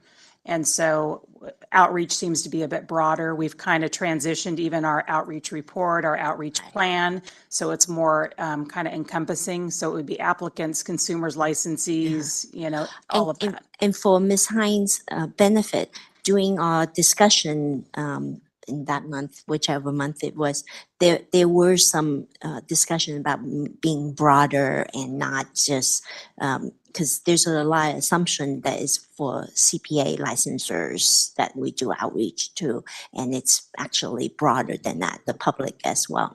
So unless there's other board member feels strongly about making some changes, I think maybe we'll stick to the current wording. Okay. Are you okay with that, Miss? Oh, Miss Colligan. Oh, actually, Miss Lada. Thank you, President Tu. I'm in favor of getting more explicit with the definition as well. I can understand Ms. Hines' concerns and comment. What if we used the words maybe accounting stakeholders and the public? Would that include, firms, licensees, applicants? Would that term maybe more specifically define those as well as the public? I'm just throwing out suggestions. President Tu, may I respond to that?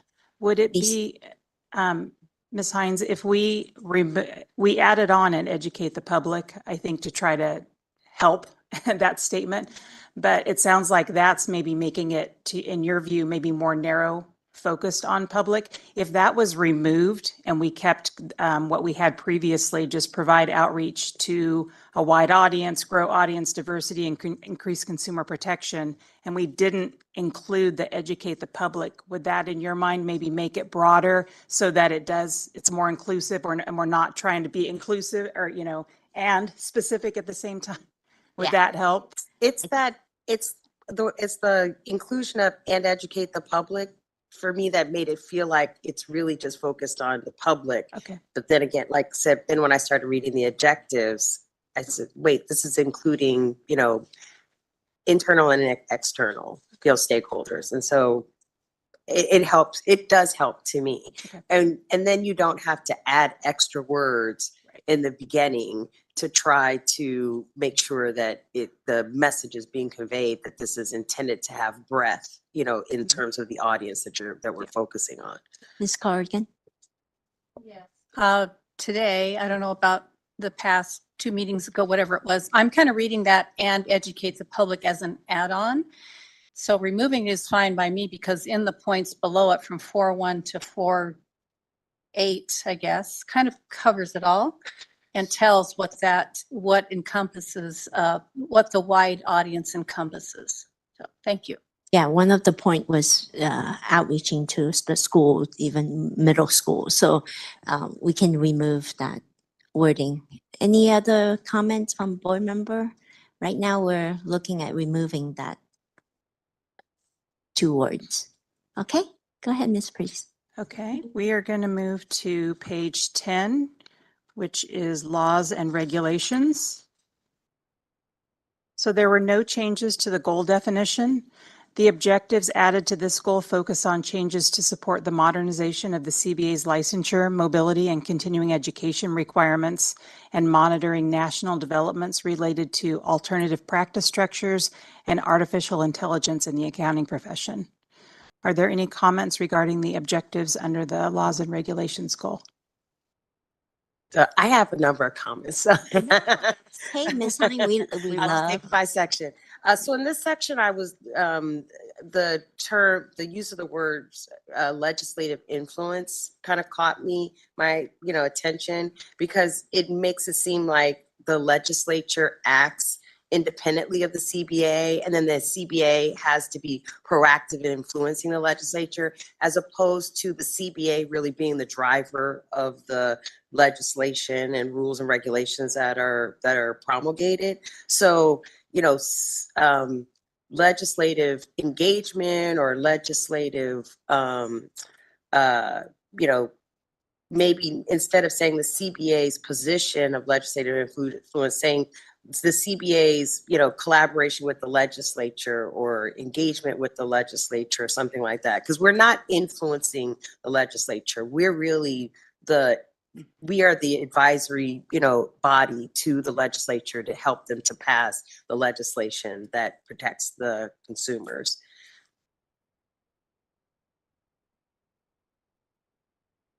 Ms. Spears, you have. Absolutely. If we want to change that particular goal, there's a little bit of history on this, and that many moons ago, and prior boards, they really did want to try to increase the presence and influence, I guess is the word, with the legislature. So this was actually modified, I think maybe 3 or 4 strategic plans ago, something like that. And so there was some intent there. It was a different legislative climate, obviously different board, and so. Obviously happy to change it with the suggestions. We can wordsmith it if we want to include, engagement or collaboration, and kind of adjust the ending of that particular goal definition. I think you meant engagement. I think you meant lead or guide. Well, if there is engagement, because we do, but we also do, now that I'm talking it through, thinking about it, we also do discuss, or we provide our support and our position on other pieces of legislation aside from rules and regulations that the CBA is passing. So that's relevant to the accounting practice. So engagement would be an accurate word for other kinds of legislation, non-accounting related, legislation that is relevant to or important to, our work. So, so legislative engagement and collaboration, or, again, I'm like, I know it's hard to wordsmith in the moment, and, I'm putting it out there. I don't know if that's something that if it's easier for you to have specific language from us, or if it's okay for, you to take it back and then to, recommend some language, based upon, what, looking at what, was discussed at the strategic planning meeting. I'm, open to deferring to it. I don't have not wedded to particular language, but I wanted to have the discussion. I thought that was not quite as, pointed and accurate a reflection of what our role is in the legislative process. How about we note your comment and have staff take a look. If there is a better wording, then let us know. Yep. Give us a. Yeah, we can, I have some ideas using the wording, and maybe when we get to the motion part, if the members were comfortable with it, we could, part of the motion could be to work with President to finalize the terminology, hearing your comments and also reflecting back to the November meeting to finalize it. And then if we need to make an adjustment at some point in the future, we can certainly do that as well. I'm comfortable. Thank you, Ms. Hine. Go ahead, continue. Thank you. The next goal is on page 11, emerging technologies. So the goal definition was updated to be more reflective of the CBA's information technology role and priorities today. The prior goal definition was really focused on ensuring information security. And while this is still an important issue, the security aspects of the CBA's IT network are really managed by the Department of Consumer Affairs, following a project to merge with their platform in July of 23. So we've updated the goal definition to read, develop digital tools to enhance user experiences and improve efficiency. The objectives added to this goal focus on the CBA's business modernization projects to create a universal online application processing system and also considerations for transitioning away from DCA's current licensee database. Are there any comments regarding the new definition or the objectives under this particular goal? So user to me was the term that kind of jumped out, and it seems like it should be stakeholder or something like that, because the user is just too broad of a term, too generic of a term to me. Yeah, that's a very good suggestion, Ms. Hine. Yes, Ms. Lada. Yes, I thought the same thing with the user experiences. I thought it was very vague and I wasn't sure if that was referring to our candidates and licensees or if that was referring to staff. So I agree with that comment. I think we were trying to be broad because in this particular one, it could be anybody. It could be staff because of the particular business modernization. Obviously, there's an internal and an external component. So it could be an applicant, a licensee, a consumer filing a complaint, a staff person processing something through the system. So it was broad. I think if stakeholder is more clearer, then we can certainly replace user with stakeholder. Ms. Ward?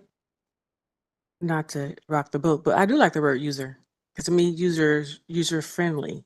So I do like the word user myself because say I was to help someone log on, then I'm not a stakeholder per se.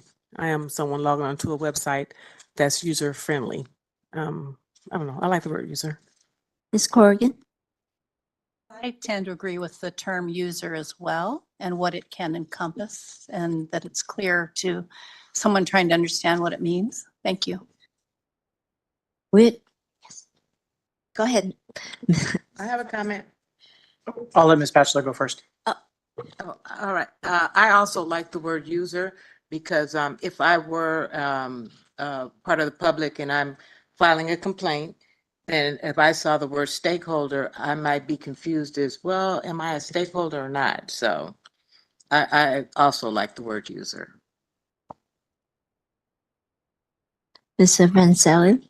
I was just going to comment that part of the term user was just because it's a common IT term for that type of experience, the user interface, the user experience. So we were trying to maintain some continuity because of the nature of what it is. It is stakeholders would be part of that, but just using the term user was more of an IT generated kind of idea.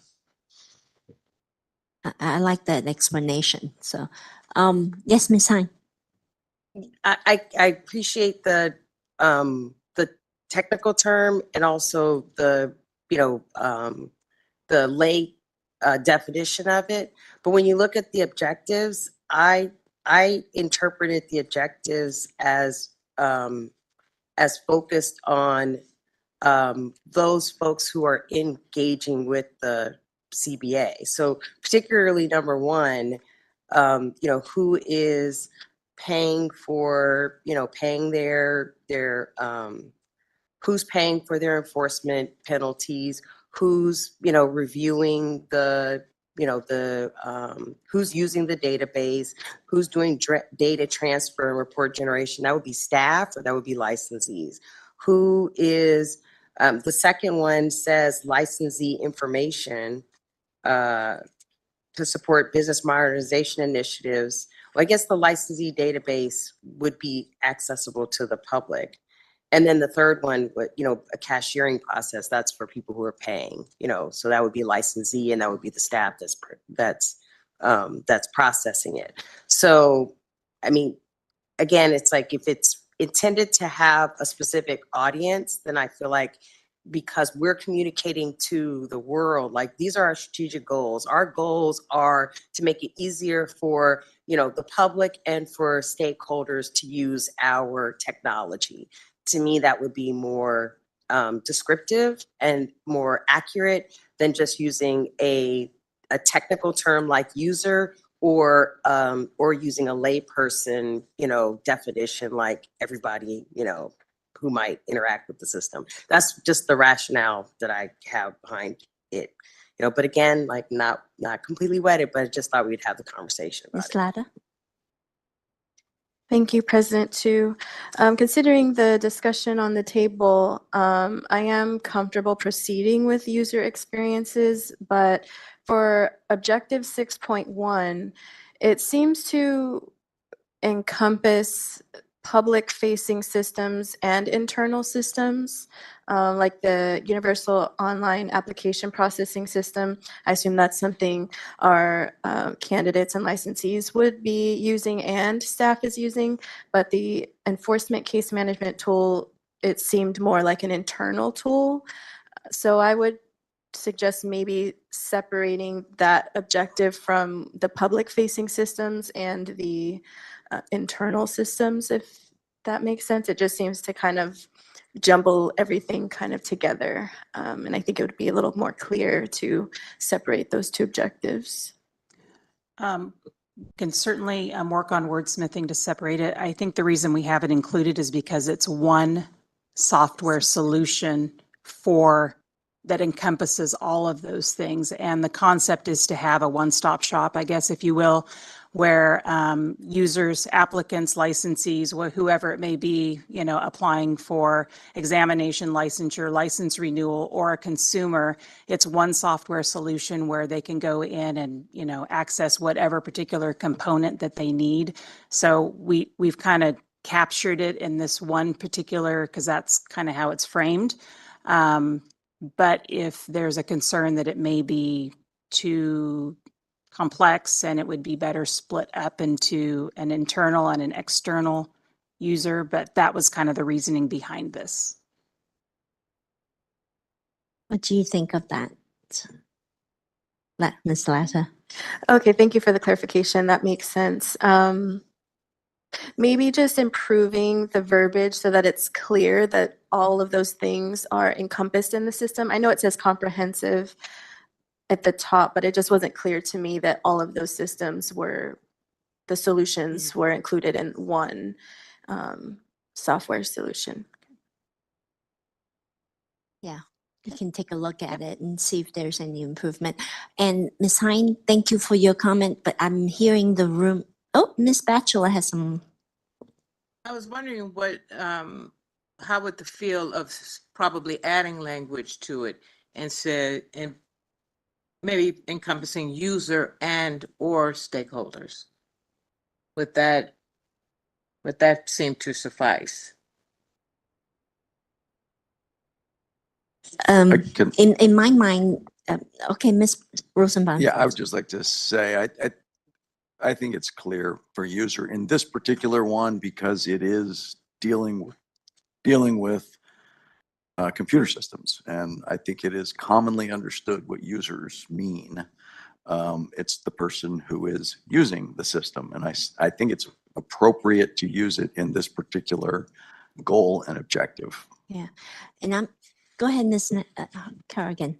And I agree with that comment as well. A stakeholder can be or is a user. I think the way that it's written covers it all, and I'm willing to accept it the way it's written. Thank you.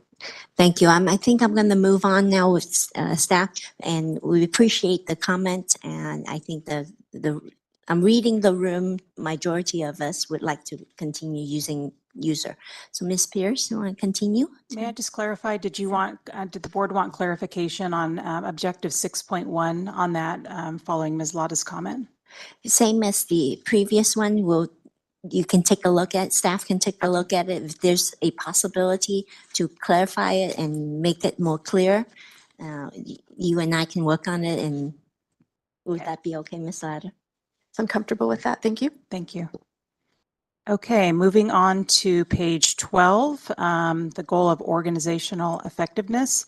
The goal definition was updated to remove a reference to leaders and professionals. The new definition is clear that it applies to all CBA staff regardless of their role.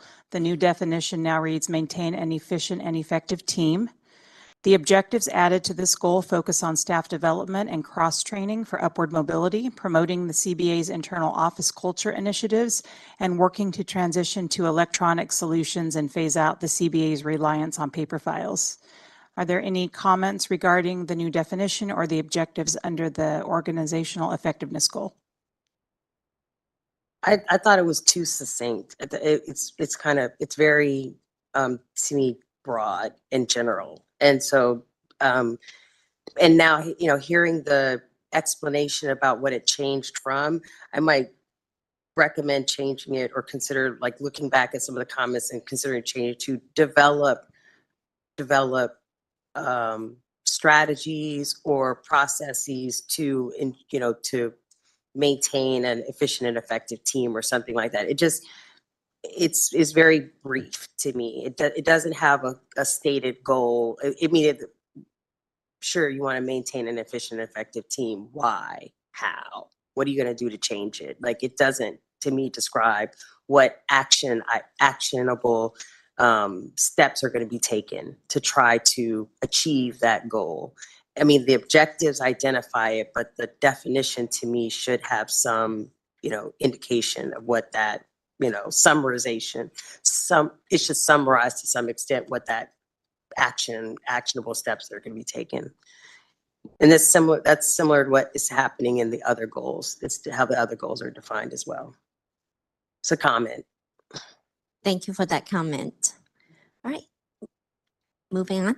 Okay. Ada? Thank you. I just wanted to note a minor typo in the goal that team should be, was that intentionally uppercase or should that be lowercase? No, but should be lowercase. Okay, thank you. Thank you. Good eye. All right, now you can move on. Okay, so the proposed strategic plan contains 34 objectives and covers 5 years. Once the plan is approved, staff will finalize it with the design as reflected in attachment 2 and post it to the CBA's website. So I have just kind of an updated motion to reflect some of the discussion here. So staff recommends the CBA make a motion to approve the 2025-2029 strategic plan and work with President 2 on the goal definitions for goal 4, 5, and 7 and wordsmithing on objective 6.1. And I'll turn it back over to President 2. Ms. Hine? So moved.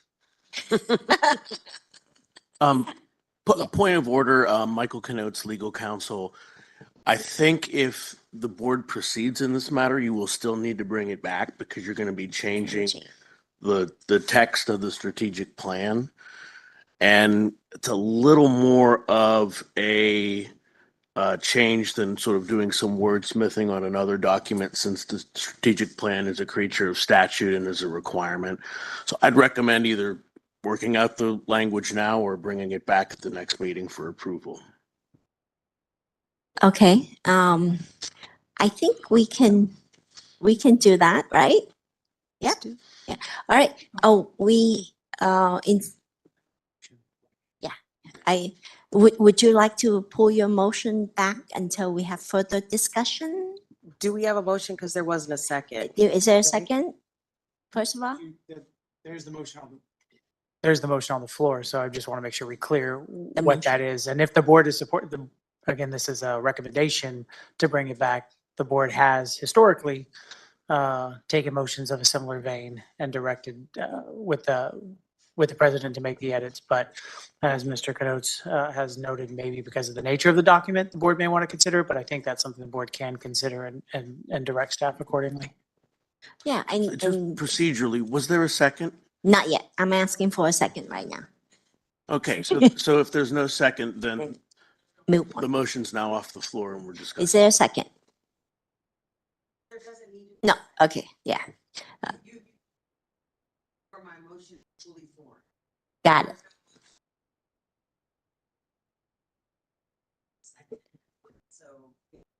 That's correct.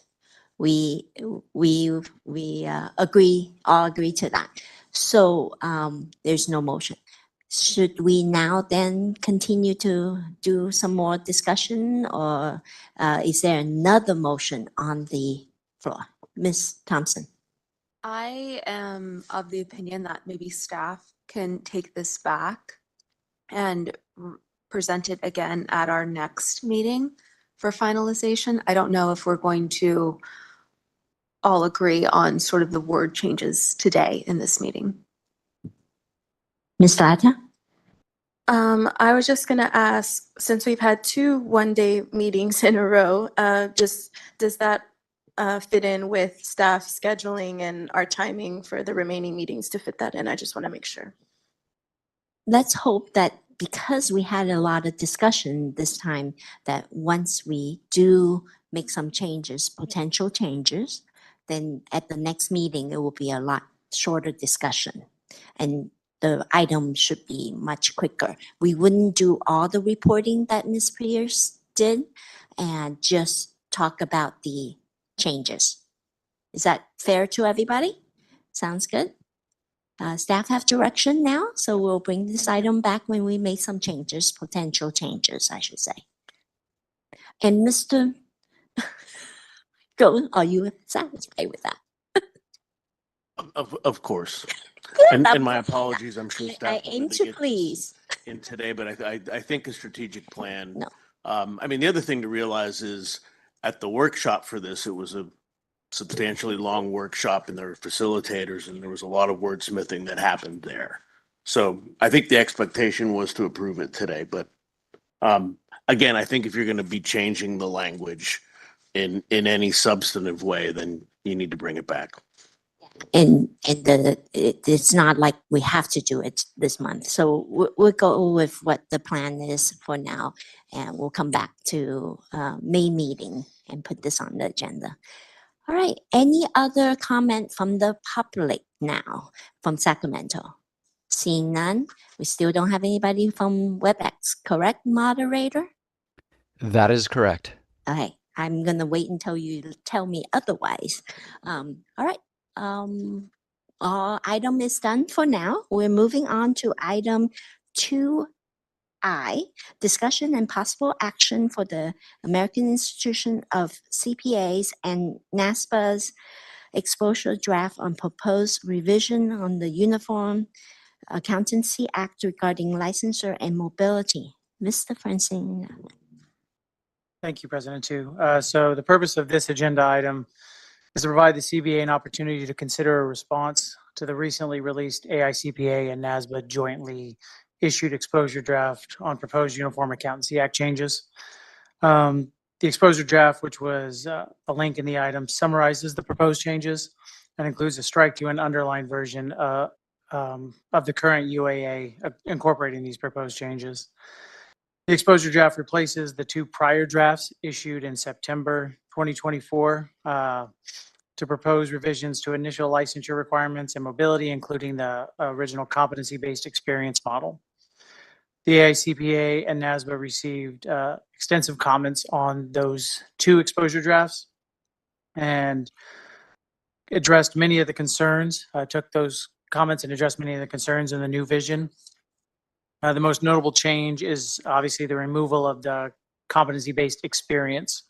Some of the other notable changes in the exposure draft for licensure, for the licensure aspects include eliminating the total unit requirement and transitioning to a degree requirement, resulting in a more evergreen approach to education. For mobility, the changes move from a state-based substantial equivalency model to an individual mobility model based on the new licensure pathways that are included in the UAA.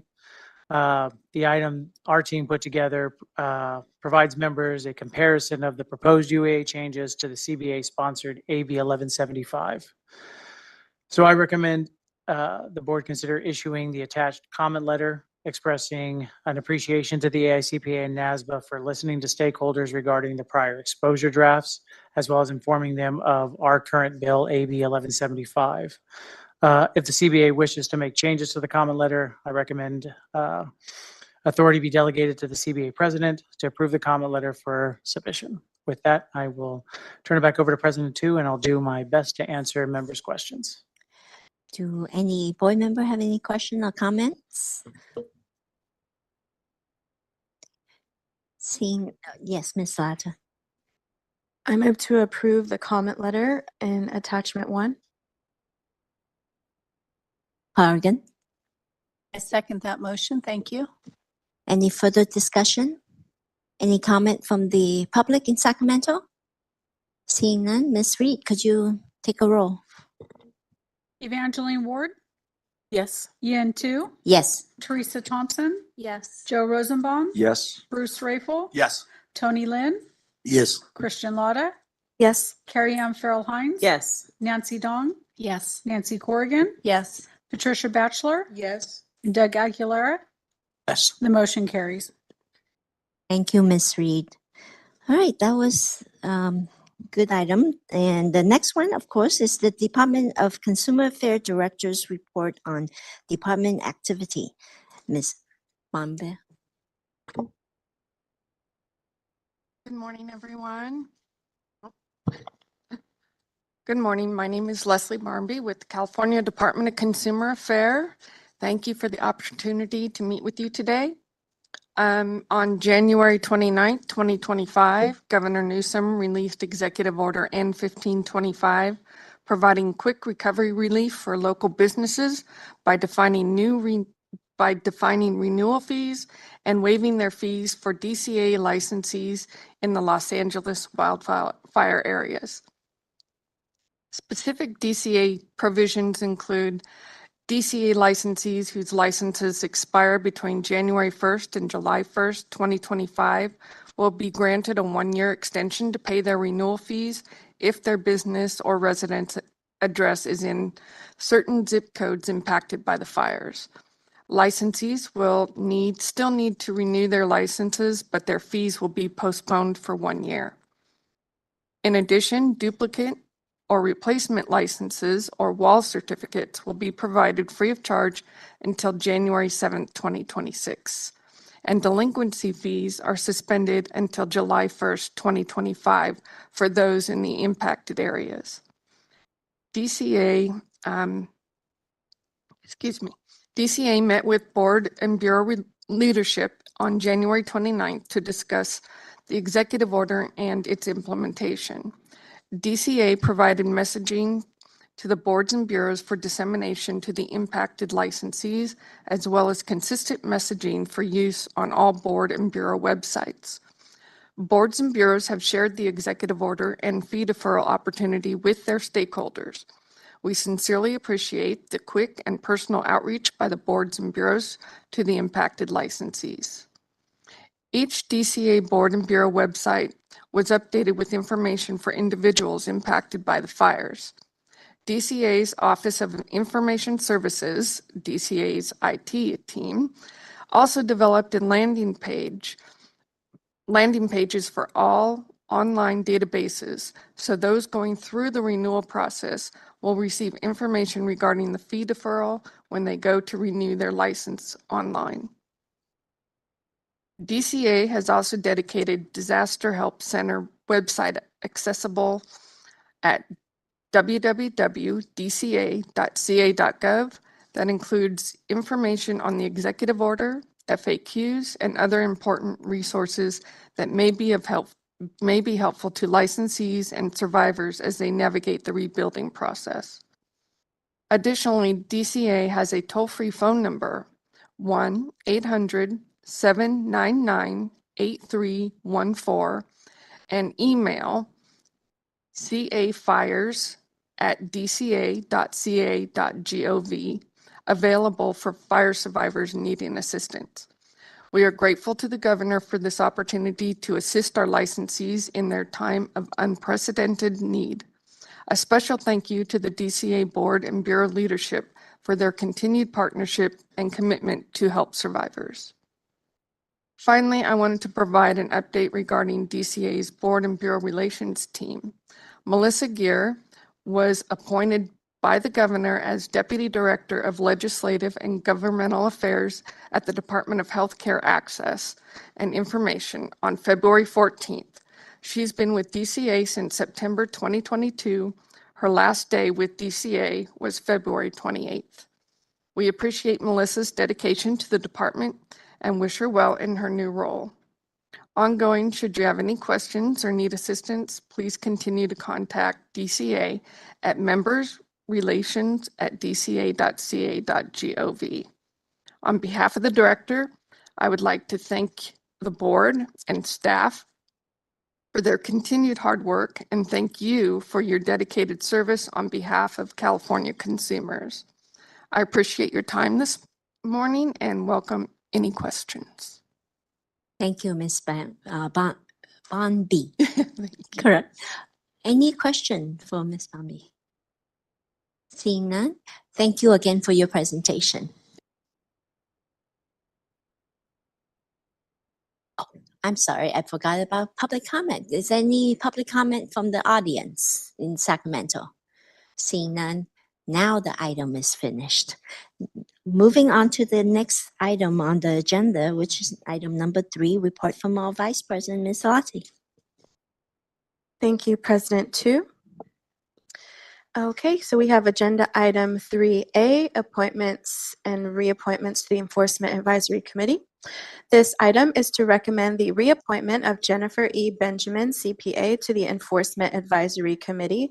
The Enforcement Advisory Committee assists the CBA in an advisory capacity with enforcement activities. This includes reviewing closed investigation files, providing technical guidance on open investigations, and participating in investigative hearings.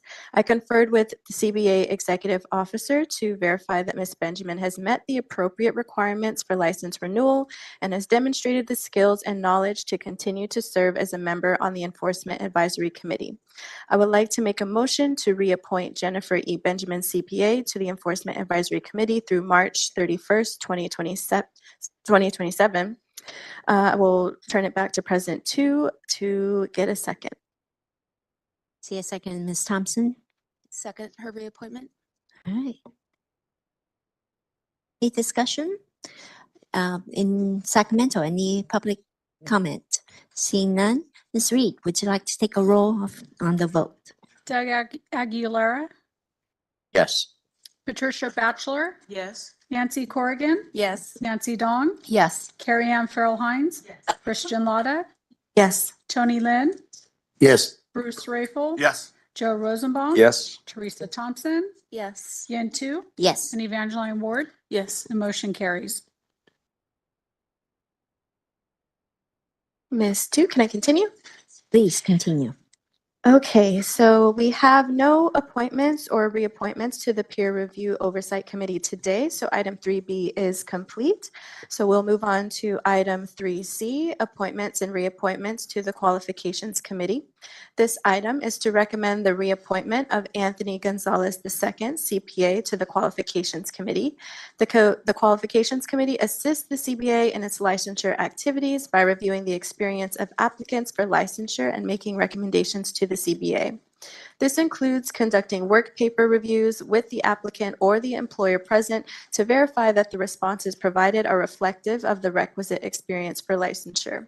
I conferred with the CBA Executive Officer to verify that Mr. Gonzalez has met the appropriate requirements for license renewal and has demonstrated the skills and knowledge to continue to serve as a member on the Qualifications Committee.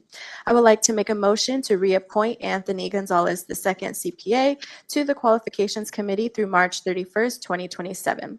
I will turn it back to President Tu and ask for a second. Is there a second to the motion? Ms. Dong? Ms. Dong is making the second for the motion. I'm sorry. No, Ms. Dong. Okay. Anybody from Sacramento would like to make a comment? Seeing none, Ms. Reed, please take a roll. Evangeline Ward, Yes. Yen Tu, Yes. Teresa Thompson, Yes. Joe Rosenbaum, Yes. Bruce Rayfel, Yes. Tony Lynn, Yes. Christian Lotta, Yes. Carrie Ann Farrell Hines, Yes. Nancy Dong, Yes. Nancy Corrigan, Yes. Patricia Batchelor, Yes. and Doug Aguilera. Motion carries. Thank you, Ms. Reed, and thank you, Ms. Latta, for your report as well.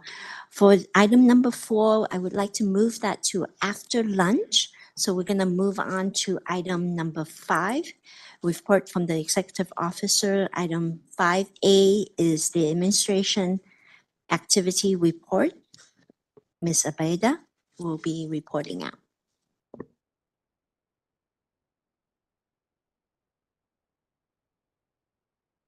Good morning, President Tu and members of the board. For those that are new, my name is Christy Abate. I am the Administration Division, I'm the Administration Services Unit Manager. So I will be presenting the Admin Division report. I am happy to share that the CBA has reached the final stages of the lease renewal process and has begun scheduling the tenant improvements, some of which include minor touch-up paint to the office, water filler stations, and some modular system reconfigurations that will help us better utilize the space that we currently have. More detailed information such as the lease, terms, and costs will be shared at the May CBA meeting. Moving on to DCA will be releasing an updated sexual harassment prevention training later this year. All CBA members and staff will be required to complete the new training once released. Once we have additional information, we will share that with all of you. On January 29th, the CBA took part in the Department of Consumer Affairs 2025 Career Fair. Job seekers had the opportunity to speak with CBA staff about the organization and its available job openings. The event also featured a workshop and how to apply for state jobs, as well as provided assistance with the online application process. Staff continued to make progress on the business modernization project and have been participating in various meetings with the DCA Office of Information Services. Staff have also begun the development of planning the examination application for integration to the CBA Connect platform. On March 3rd, Governor Newsom issued Executive Order N2225 to all state employees, which ordered all agencies and departments subject to the governor's authority to implement a hybrid telework policy with a default minimum of 4 in-person days per week. The California Department of Human Resources published guidance to assist agencies and departments in implementing this executive order, and the CBA will be working with the department DCA on the transition for staff. On February 26th, Executive Officer Dominic Franzella had the first in-person all-staff meeting for 2025. Topics included discussion on CBA leadership and 2025 priorities, division accomplishments from 2024 and goals for 2025, enhancing office culture, and staff appreciation and recognition. A highlight of the meeting was the premiere of The Mission video created by the CBA's very own outreach team. With cinematic production, the iconic Mission Impossible movie theme, CBA's David Hemphill and Deanne Pierce starred in an endurance-packed mission to recover the golden materials essential for the all-staff meeting. The video culminated with Hemphill retrieving a briefcase containing the coveted golden materials just in the nick of time for his CBA Yays award presentation. Inside the briefcase were miniature Oscar statues, which were presented to CBA staff in recognition for their contributions to the production of various videos throughout the year. The Mission, which earned an impressive 89% on Rotten Tomatoes, captivated staff, leaving them entertained and eager for more. It added a playful and memorable touch to staff recognition, making the meeting even more enjoyable.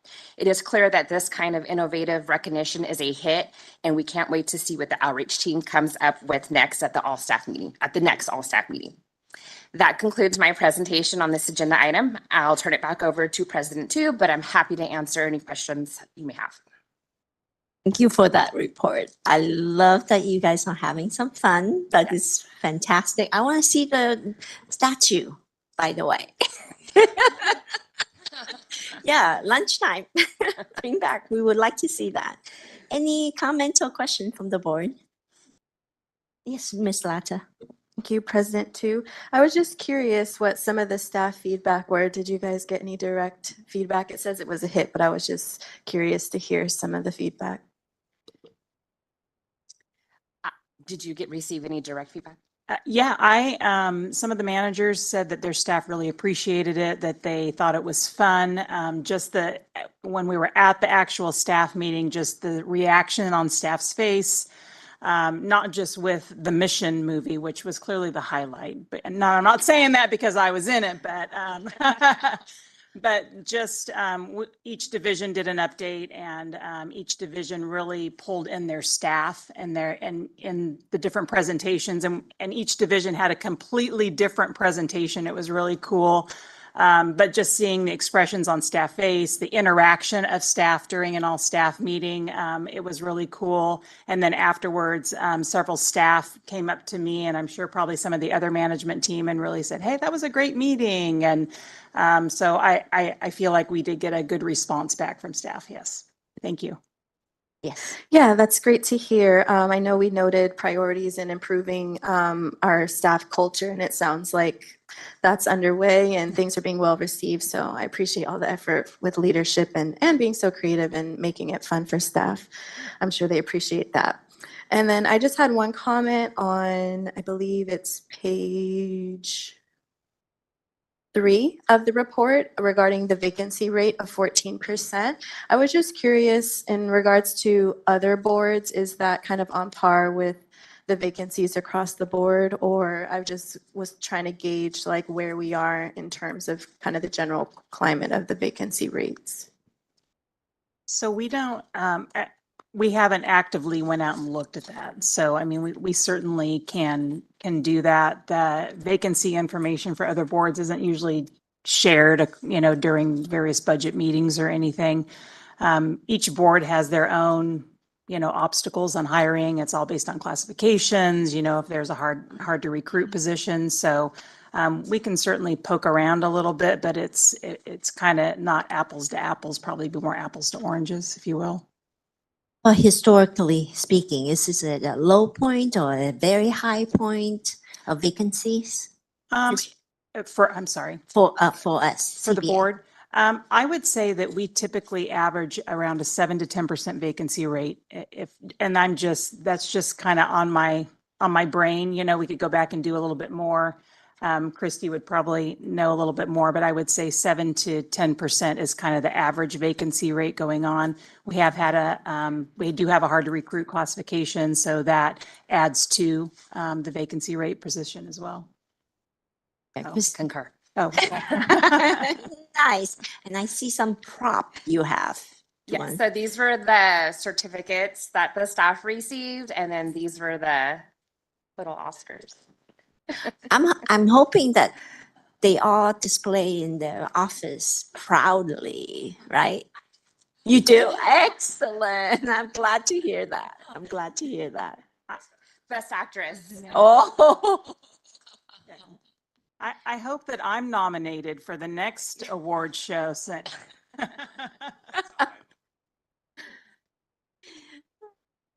Lovely. Any other comment? I already asked for public comments from Sacramento. Seeing none, thank you very much, Christy. Thank you. All right, next item on our agenda is 5B, enforcement activity. Ms. Roden?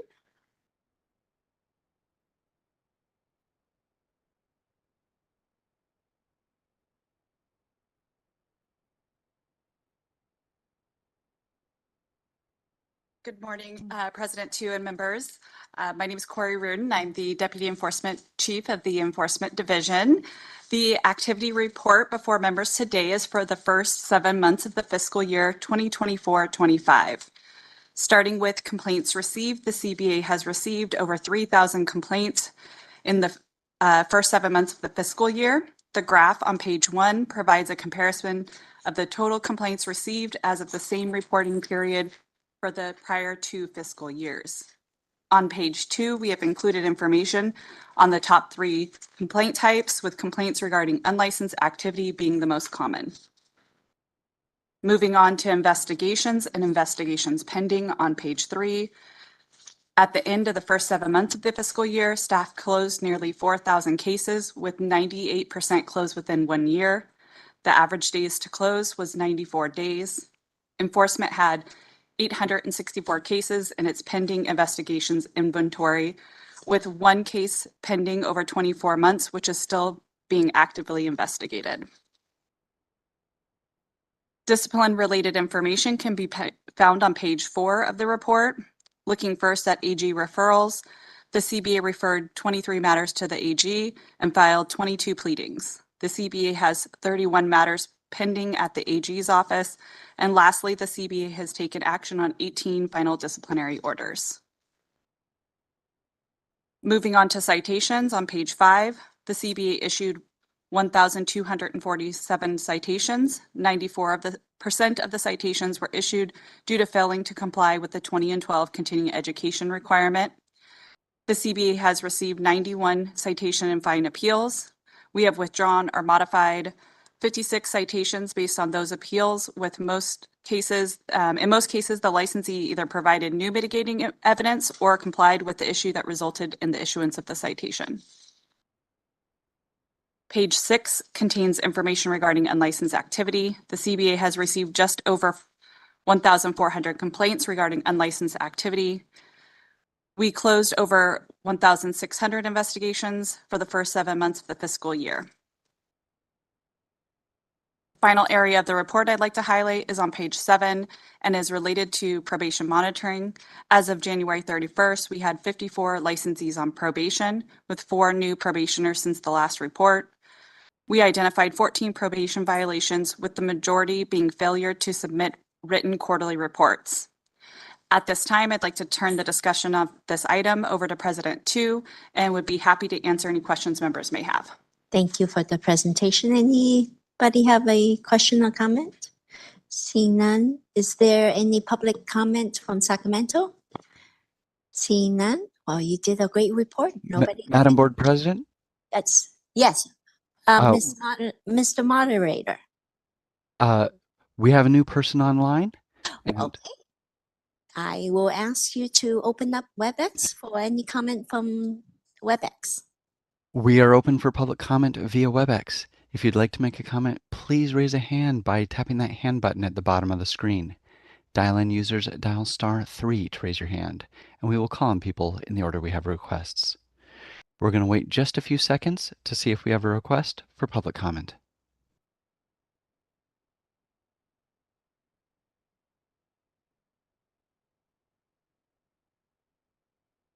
Seeing no request for public comment, do you wish to continue with the agenda? Yes, thank you very much, moderator. All right, agenda item now. Thank you again.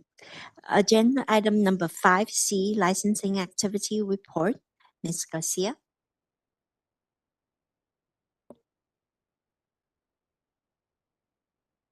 Thank you, President Tu. I'm Suzanne Gracia, and I'm the Deputy Chief of the Licensing Division. This licensing activity report, or LAR, covers July 1st, 2024 through January 31st, 2025. The LAR begins with the reporting of processing times, and I'm pleased to report the processing times remained under 30 days. The NASBA CPA exam performance summary for the 4th testing quarter of 2024 is attached. California's jurisdictional ranking for the overall pass rate improved from a 37 in the first quarter to a 23 in the 4th quarter. The pass rates are by individual section and do not represent those who have passed all 4 sections. The report also notes that tax compliance and planning was the most common discipline section for all jurisdictions in the 4th quarter of 2024.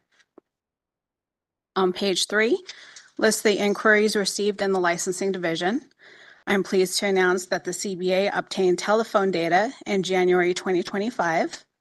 The licensing division received 16,634 telephone inquiries and 41,505 email inquiries between July 1st, 2024 and January 31st, 2025, bringing the total number of inquiries to 58,139.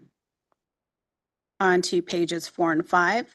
As of January 31st, 2025, the examination unit has approved over 2,400 first-time applicants to sit for the CPA exam.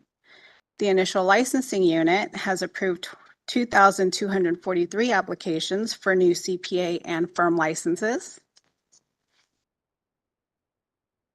On page 6 and 7, data related to renewal statistics, renewal deficiencies, and continuing education audits are displayed.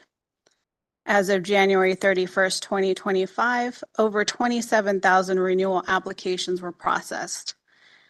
Table 7 includes CE audit data. As of January 31st, 2025, the renewal unit had performed 455 audits. Of the 455, 349 were found to be compliant, and 51 were initially deficient but are now compliant. That concludes my presentation. I will now turn it back over to President Tu, and happy to answer questions. Thank you for the presentation. Any question from the board members? Seeing none. Any comment or question from the audience in Sacramento? Seeing none.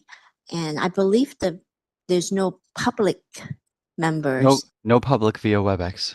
All right. Thank you, moderator. All right. Thank you again for your presentation. The next item on the agenda is 5D, Outreach Activity Report. Mr. Hemhill, I don't know if you're going to be able to top the last prop that was presented. I know. I'm I'll just do my saying. best. Yes. Well, hello again. Members of the CBA, I am David Hempill, and I will be presenting item 5D, which is our outreach activity report. So first, a quick recap of the first two outreach events of 2025. The CBA headed to the University of California, Berkeley on February 21st to present your CPA roadmap. Jeffrey Moline, CPA, chair of the Qualifications Committee, opened the presentation by talking about the role of the CBA and providing his expertise on the value of a CPA license.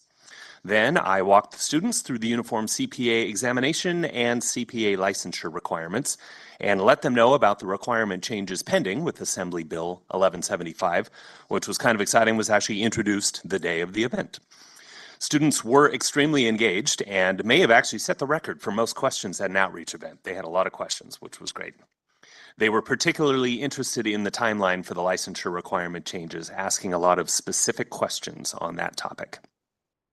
Later in the month, the CBA virtually presented your CPA roadmap to students at California State University, Northridge. CBA member Teresa Thompson, CPA, joined me for this presentation. Similar to the Berkeley event, Ms. Thompson spoke on the role of the CBA and discussed her own path to licensure and what the CPA designation has meant to her career. CBA Examination Unit Manager Patty Ritter assisted with another great question and answer session.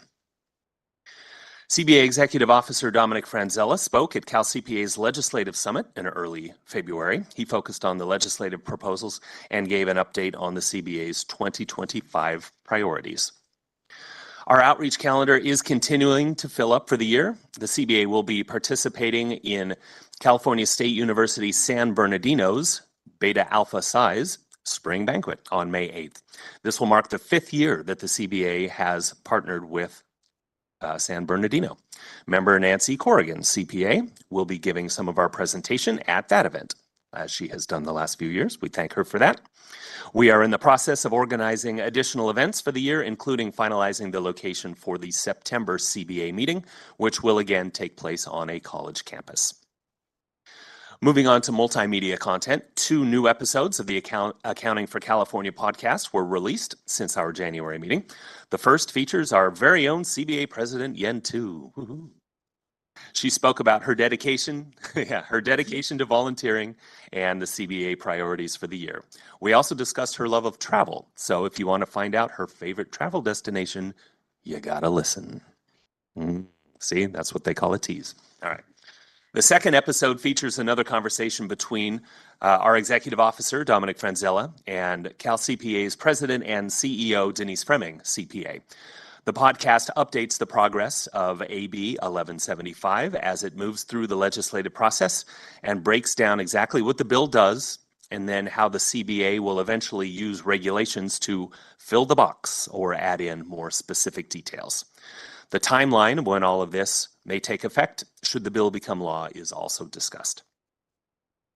Following the release of the podcast video last week, we have a lot of other things planned to help get the word out about our Assembly bill. A video discussing particular scenarios regarding the licensure requirement changes provided by actual CPA candidates will be posted in the next few days. We will also be hosting a live Q&A session on Instagram early next month where candidates or other interested parties can get answers to their questions about the bill directly from us. This is just the beginning of a large amount of outreach that will be occurring throughout this year and beyond regarding AB 1175.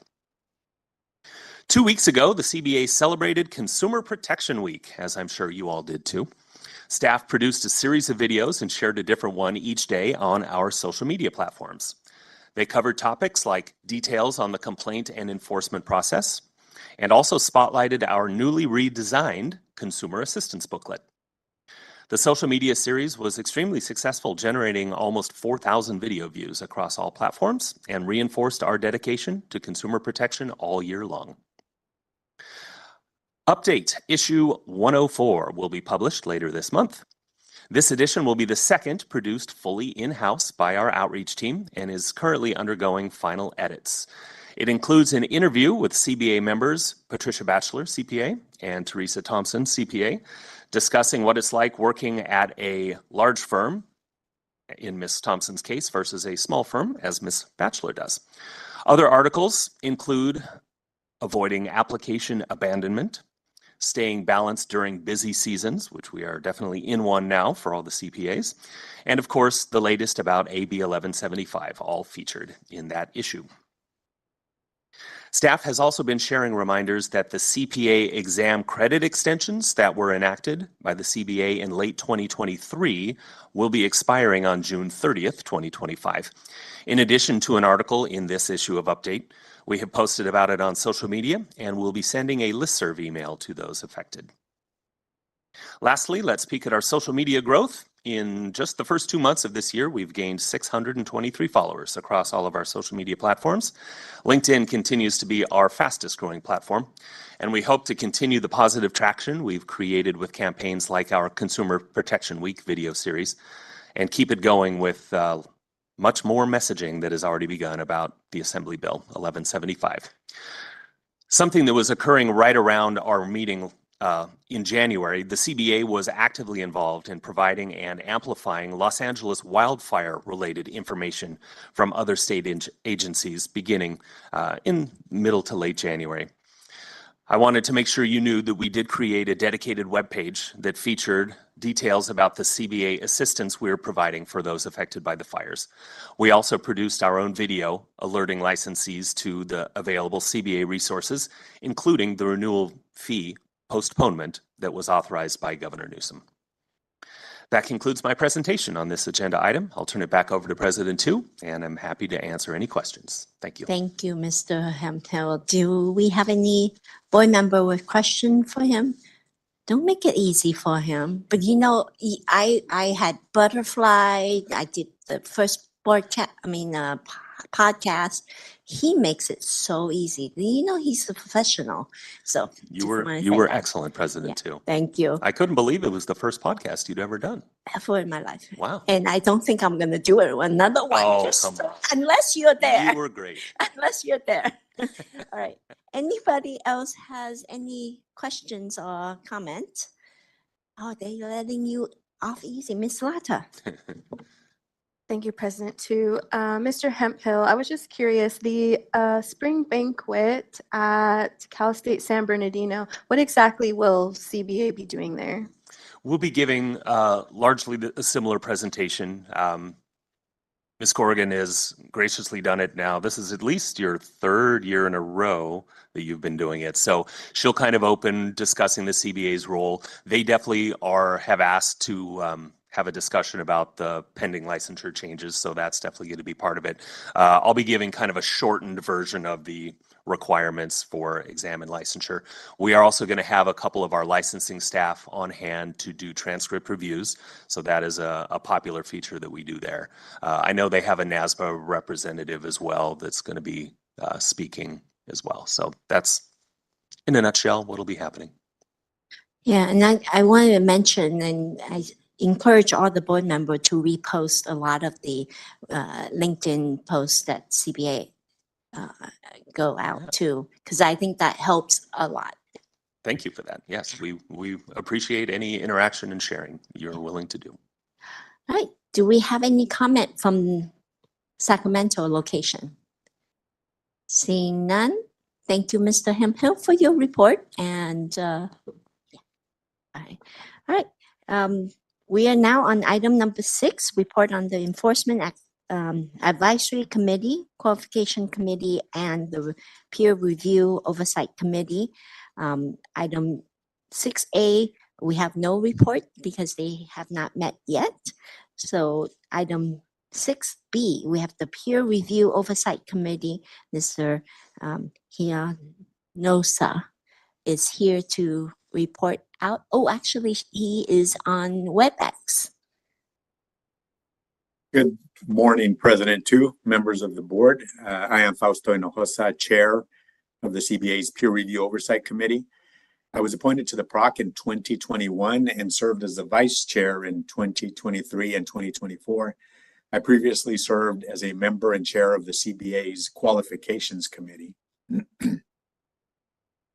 I'm pleased to be here to provide the report of the PROC meeting, which was held at the CBA headquarters and on WebEx on February 14th. I would like to thank Michelle Center for providing an overview of the CBA's activities from the January 23rd CBA meeting. The PROC discussed, provided feedback, and approved its December 13, 2024 meeting minutes.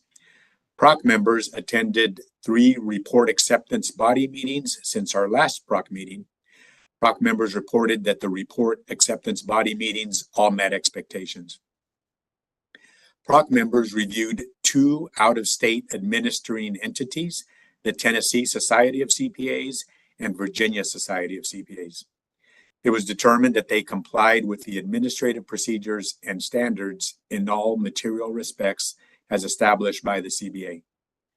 Lastly, the PROC approved the draft 2024 Peer Review Oversight Committee Annual Report, which I will present during the next agenda item. The next PROC meeting is scheduled for May 2nd, 2025. President Tu, would you like me to continue on to item B2, presentation and possible adoption of the proposed Peer Review Oversight Committee 2024 Annual Report? Yes, please. Great, thank you. Item 2 of my report is the proposed Peer Review Oversight Committee 2024 Annual Report. I would like to take this opportunity to thank my fellow PROC members for their dedication and hard work over the past year. The proposed 2024 PROC Annual Report includes information on various activities and accomplishments, information on the oversight functions performed by the PROC, and various statistical information. At its February 14, 2025 meeting, the PROC reviewed and approved the proposed PROC 2024 Annual Report. The PROC found that the California Peer Review Program met the requirements set forth by the CBA in 2024. The administrative site visit to CalCPA is the most comprehensive oversight activity that the PROC performs. PROC members Nick Peterson and Laura Ross attended the administrative site visit in 2024 and determined that CalCPA administered peer reviews in accordance with the standards adopted by the CBA. As part of the administrative site visit, PROC members asked CalCPA to provide information on peer reviewers who are performing a high volume of system reviews. CalCPA indicated that the large concentration of reviews performed by their high volume reviewers are consistent with the hours required to complete a peer review and not necessarily cause for concern. In conclusion, the PROC found that the California Peer Review Program is meeting the requirements set forth by the CBA. The PROC has 3 recommendations for future oversight, which are listed on page 25 of the annual report. The PROC recommends AICPA continue to monitor the California peer reviewer population to ensure that California firms have access to knowledgeable peer reviewers who have the capacity to perform a peer review in a timely manner. Second, AICPA update their facilitated state board access web application to require California licensed firms, including sole proprietors, to allow the CBA access to all available peer review related documentation and information consistent with the amendments to Business and Professions Code Section 5076 that became effective January 1, 2025. Third, continue monitoring the Pennsylvania Institute of CPAs, who are currently assisting Cal CPA with open peer reviews by reviewing the AICPA oversight reports and ensuring that the Pennsylvania Institute of CPAs meeting the CBA's peer review requirements. The PROC recommends that the CBA adopt the proposed 2024 annual report and continue to provide guidance to the PROC concerning its oversight activities. I would like to turn discussion on this item back over to President Tu, and I'm happy to answer any questions members may have. Thank you again for that report. Any comment or question from the board members? Any in Sacramento location? Seeing none, again, thank you for that very comprehensive report. And thanks for serving on the board committee. Thank you. Yes. Okay, and I do need a motion from the board to accept the annual report. Motion by Ms. Dong and second by Ms. Hein. Any other further discussion? Seeing none, Ms. Reed, can you take a vote? Oh, public comment. I beg your pardon, Sacramento, any comment on the motion? Yeah, we still don't have anything from WebEx, so go ahead, Ms. Reed, take a vote. Doug Aguilera, Yes. Patricia Batchelor, Yes. Nancy Corrigan, Yes. Nancy Dong, Yes. Carrie Ann Farrell Hines, Yes. Christian Lotta, Yes. Tony Lynn, Yes. Bruce Rafel, Yes. Joe Rosenbaum, Yes. Teresa Thompson, Yes. Yen Tu, Yes. and Evangeline Ward, Yes. and the motion carries. Thank you, Ms. Reed. All right, item number 6C is, there's no report on that one, so we're moving on to item 7, regulation.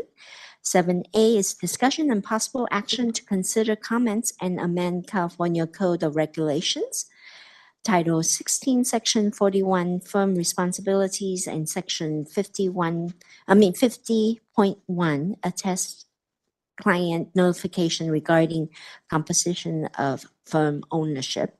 And there's a presenter, please continue. Good afternoon, President Tu and members of the board. I am Diana Godinez, the regulatory specialist. The purpose of this agenda item is to ask the CBA to consider the public comments received during the public comment period, consider and approve the staff recommended responses to the public comments, and decide whether or not to maintain the proposed regulatory text for California Code of Regulations sections 41 and 50.1 as originally noticed. The CBA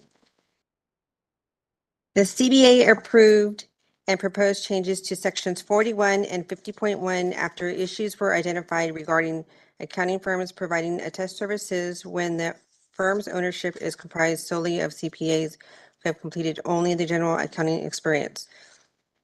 The proposed regulatory language would require accounting firms to provide attest services to disclose to peer reviewers that no owner is authorized to sign reports on attest engagements and include in their engagement letters for attest services a notification to the client of the name and license number of the CPA that the firm has authorized to sign the attest report on behalf of the accounting firm. The CBA has filed the necessary documents with the Office of Administrative Law, who published the notice of proposed changes in the California Regulatory Notice Register on January 10, 2025. The 45-day public comment period began on January 10, 2025 and concluded on February 24, 2025. A public hearing was held on February 26, 2025. As part of the completion of the rulemaking process, the CBA must consider all public comments received by either accepting or rejecting the comments. During the public comment period, the CBA received 6 written comments, which were also included with this agenda item. No comments were received during the public hearing. Staff's proposed responses intend to reject each comment. Staff has determined that the comments received were either outside the scope of the existing rulemaking proposal or warranted no changes to the proposed regulatory text. I would like to propose a modification to the CBA's proposed response to comment number 4, which is on top of page 10 of the agenda item. We would like to propose that the response instead state the CBA appreciates the commenters' support for this rulemaking proposal.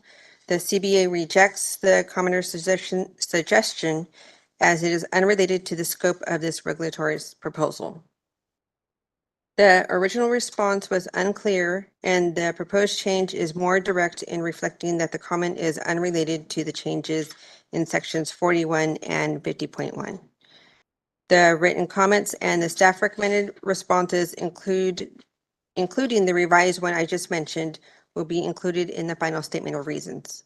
Staff recommends the CBA adopt the motion as follows. Adopt the staff recommended response to the comments, including the revised response I stated for comment number 4.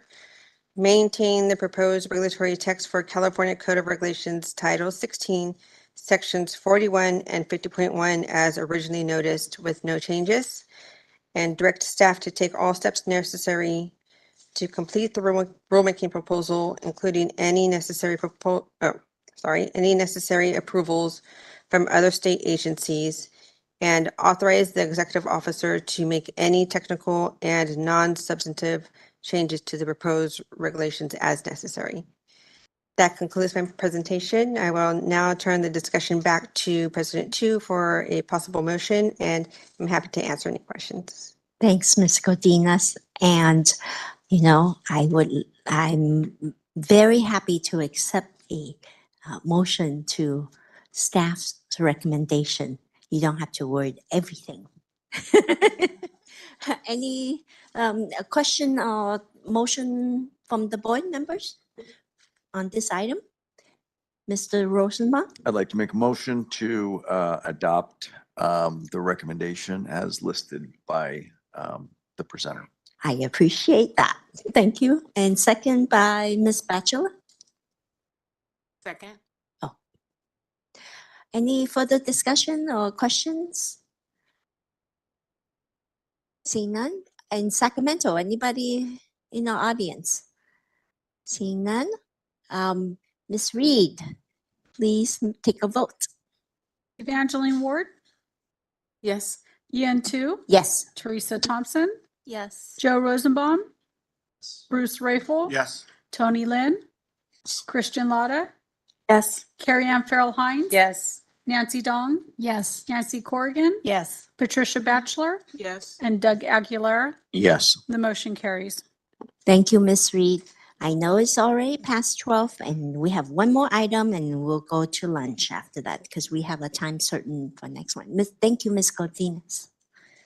All right, item number 8, that would be me. Agenda item number 8 is the approval of the minutes. First, can I get a motion to adopt the minutes of January 23, 2005 of the CBA meeting, specifically agenda item 8A, which include non-substantive edits that were noted after the material were received. Mr. Rosenbaum? So I move to adopt the January 23, 2025 CBA meeting minutes. I'm still not used to saying 25. No. Ms. Hines? Good. Thank you for the motion and the second. Any further discussion from the board? See none. Anybody from Sacramento? Comments? See none. Ms. Reed, can you take a vote? Doug Aguilera, Yes. Patricia Batchelor, Yes. Nancy Corrigan, Yes. Nancy Dong, Yes. Carrie Ann Farrell Hines, Yes. Christian Lotta, Yes. abstain. Oh. Tony Lynn, Yes. Bruce Rafel, Yes. Joe Rosenbaum, Yes. Teresa Thompson, Abstain. Yen Tu, Yes. and Evangeline Ward. Yes. The motion carries. Thank you, Ms. Reed. Now we're going to go, can I get a motion to accept the committee meetings, specifically agenda item 8B through 8F, which include non-substantive edits that were noted after the material were received. Ms. Hine? So moved. Ms. Dong? Second by Ms. Dong. So anybody have any discussion? Segmental location, any public comments? Seeing none, Ms. Reed, would you like to take a roll? Evangeline Ward, Yes. Yan Tu, Teresa Thompson, Abstain. Joe Rosenbaum, Yes. Bruce Rayful, Yes. Tony Lynn, Yes. Christian Lotta, Yes. Carrie Ann Farrell Hines, Nancy Dong, Yes. Nancy Corrigan, Yes. Patricia Batchelor, Yes. and Doug Aguilera. Motion carries. Thank you, Ms. Reed. So now we're going to go for a lunch break, and we're going to come back at 1:30 because we have a time certain item, which is item number 4. And with that, we'll continue at 1:30. Thank you all.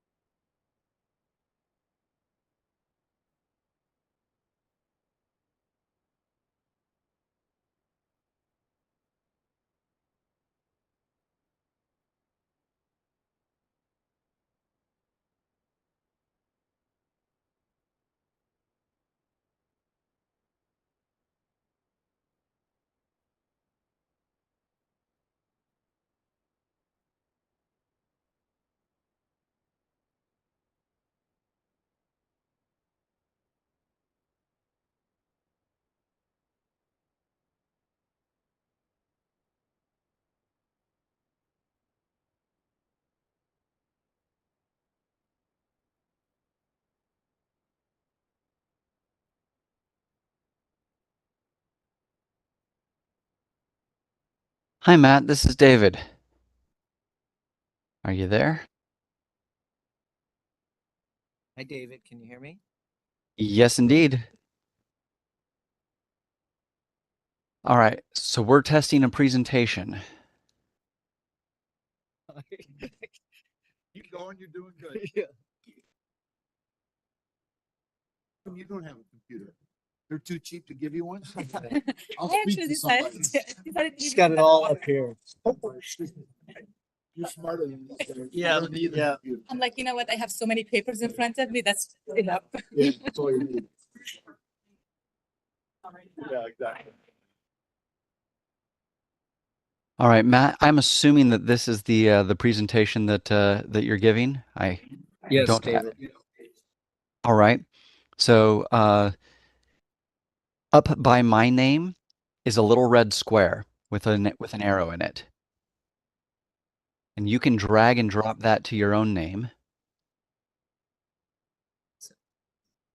Where's my presentation? Presentation. There you go. Okay. Now you can control the PowerPoint, which is great. If you just click on that right. Oh, okay. It's a little small. And during the meeting, I would mute yourself. Okay. And you